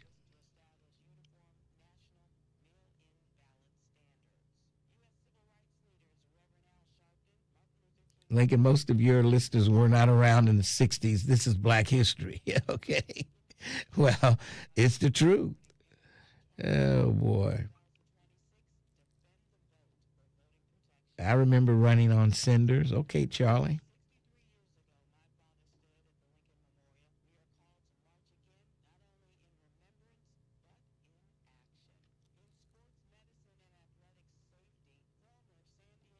Yeah, 1968. Somebody talking about 1944. Are you kidding me? We are racing in Converse high tops? No. Oh, boy. Year before I was born, in 1969. Okay, Paul Harvey. I was a Southwest Ohio District champion before you were born. How's that? Did y'all have cleats? No. We had track shoes, regular, but we had the long spikes in the cinder. We had the long spikes. You didn't have those little bitty short ones like they do with running on the rubber asphalt. They got the little bitty little spikes. We had the spikes that look like that.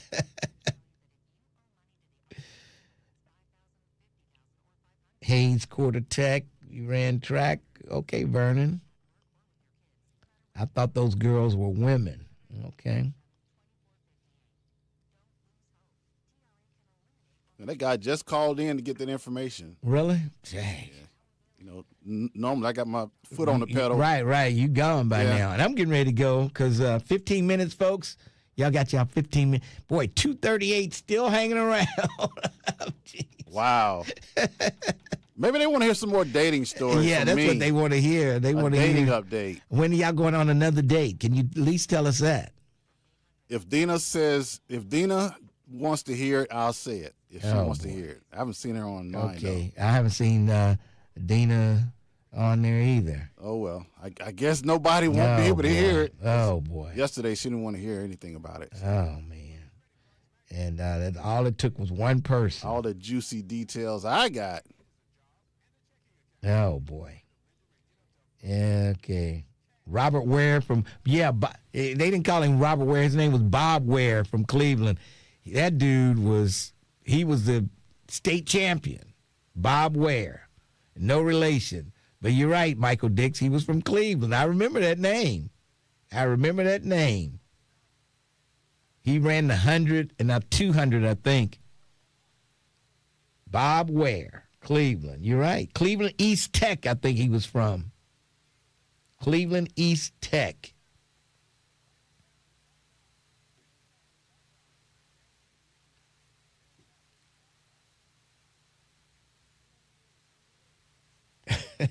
So how do you spell your name, Terrence Howard? Jeez. You know, just write me a check.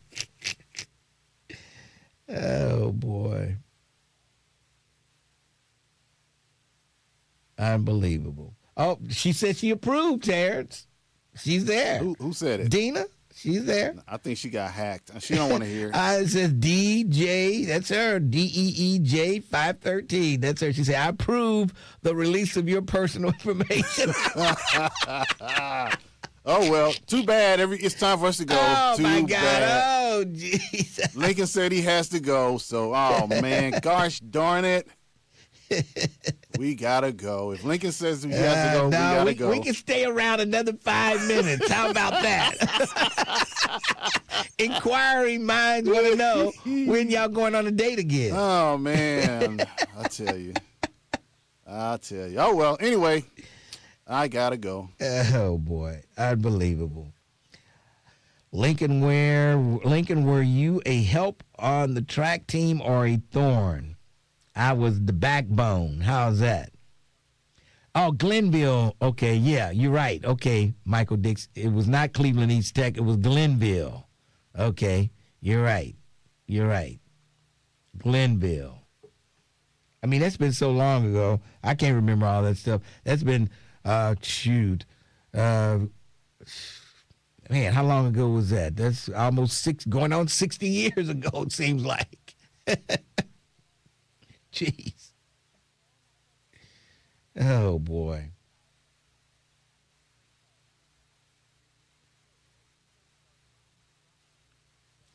All right, folks, I'm out of here. Terrence Howard, you can cut the feed.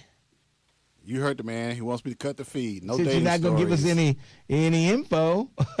I'll cut the feed, Mr. Ware. I don't want to get fired. Yeah, right.